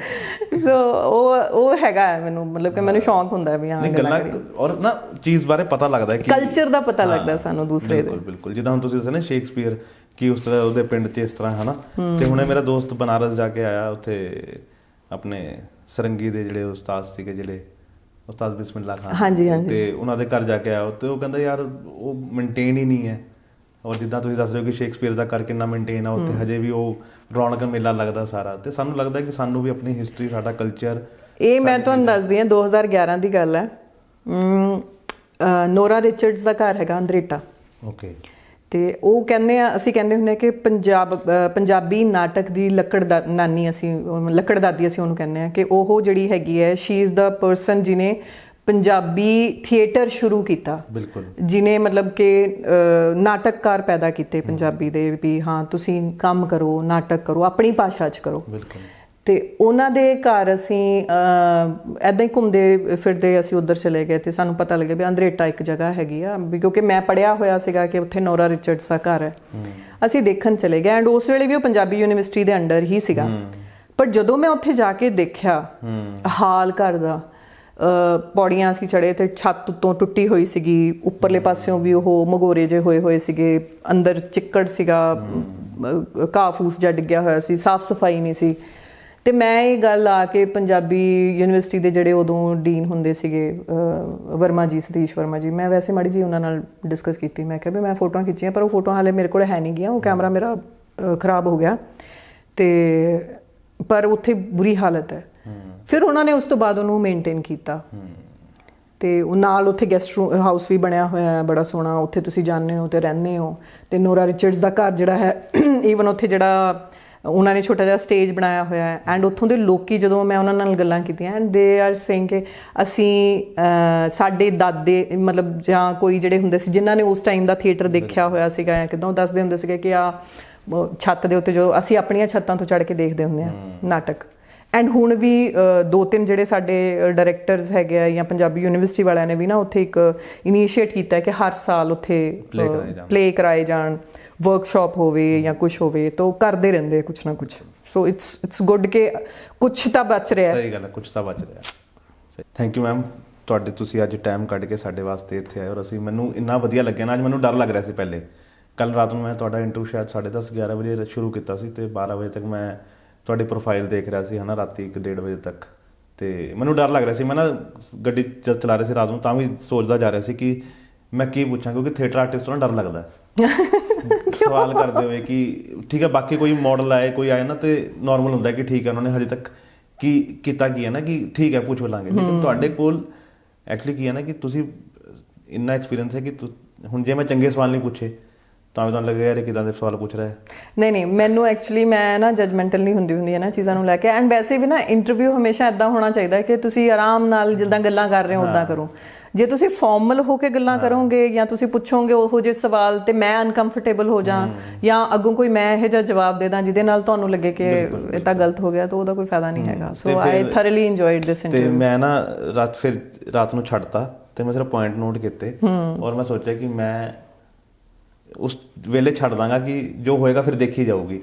ਤੇ ਫਿਰ ਜਦ ਬੈਠਿਆ ਤੇ ਫਿਰ ਮੈਂ ਸਟਾਰਟ ਕੀਤਾ ਕਿ ਠੀਕ ਹੈ ਹੁਣ ਇਹ ਪੁੱਛੂੰਗਾ ਤੇ ਠੀਕ ਹੈ, ਵਧੀਆ ਹੋ ਗਿਆ ਮੇਰੇ ਲਈ, ਮੈਨੂੰ ਬਹੁਤ ਵਧੀਆ ਲੱਗਿਆ। ਔਰ ਮੈਂ ਨਾ ਬਹੁਤ ਟਾਈਮ ਦਾ ਚਾਹੁੰਦਾ ਸੀ ਕਿ ਮੈਂ ਇੰਟਰਵਿਊ ਕਰਾਂ, ਸ਼ਾਇਦ ਮੈਂ ਇਸੇ ਕਰਕੇ ਪਹਿਲੇ ਵੀ ਫੋਨ ਕਰਵਾਇਆ ਸੀ ਤੇ ਆਪਾਂ ਉਸ ਵੇਲੇ ਕਨੈਕਟ ਨਹੀਂ ਹੋ ਪਾਏ ਤੇ ਅੱਜ ਉਹ ਸੁਪਨਾ ਪੂਰਾ ਹੋ ਗਿਆ। ਔਰ ਚੰਗੇ ਲੋਕਾਂ ਨਾਲ ਬੈਠ ਕੇ ਨਾ ਬਹੁਤ ਕੁਝ ਸਿੱਖਣ ਨੂੰ ਮਿਲਦਾ ਹੈ। ਇਟਸ ਅ ਪ੍ਰਿਵਿਲੇਜ ਕਿ ਮੈਂ ਇੱਥੇ ਆਈ ਹਾਂ, ਮੈਂ ਆਪਣੀਆਂ ਗੱਲਾਂ ਸ਼ੇਅਰ ਕੀਤੀਆਂ। So it's wonderful. ਨਹੀਂ, ਔਰ ਮੈਂ ਚਾਹੂੰਗਾ ਕਿ ਤੁਹਾਡਾ ਜਲਦੀ ਜਿਹੜਾ ਪ੍ਰੋਜੈਕਟ ਆ ਪੂਰਾ ਹੋਵੇ ਤੇ ਅਸੀਂ ਉਹ ਦੇਖੀਏ, ਤੇ ਕਿਉਂਕਿ ਵਧੀਆ ਲੋਕਾਂ ਨੂੰ ਦੇਖਣਾ ਨਾ ਚੰਗਾ ਮਨ ਕਰਦਾ ਤੇ ਵਧੀਆ ਚੀਜ਼ਾਂ ਹੋਣੀ ਚਾਹੀਦੀਆਂ ਇਹ ਚੀਜ਼। Thank you so much ma'am. Thank you.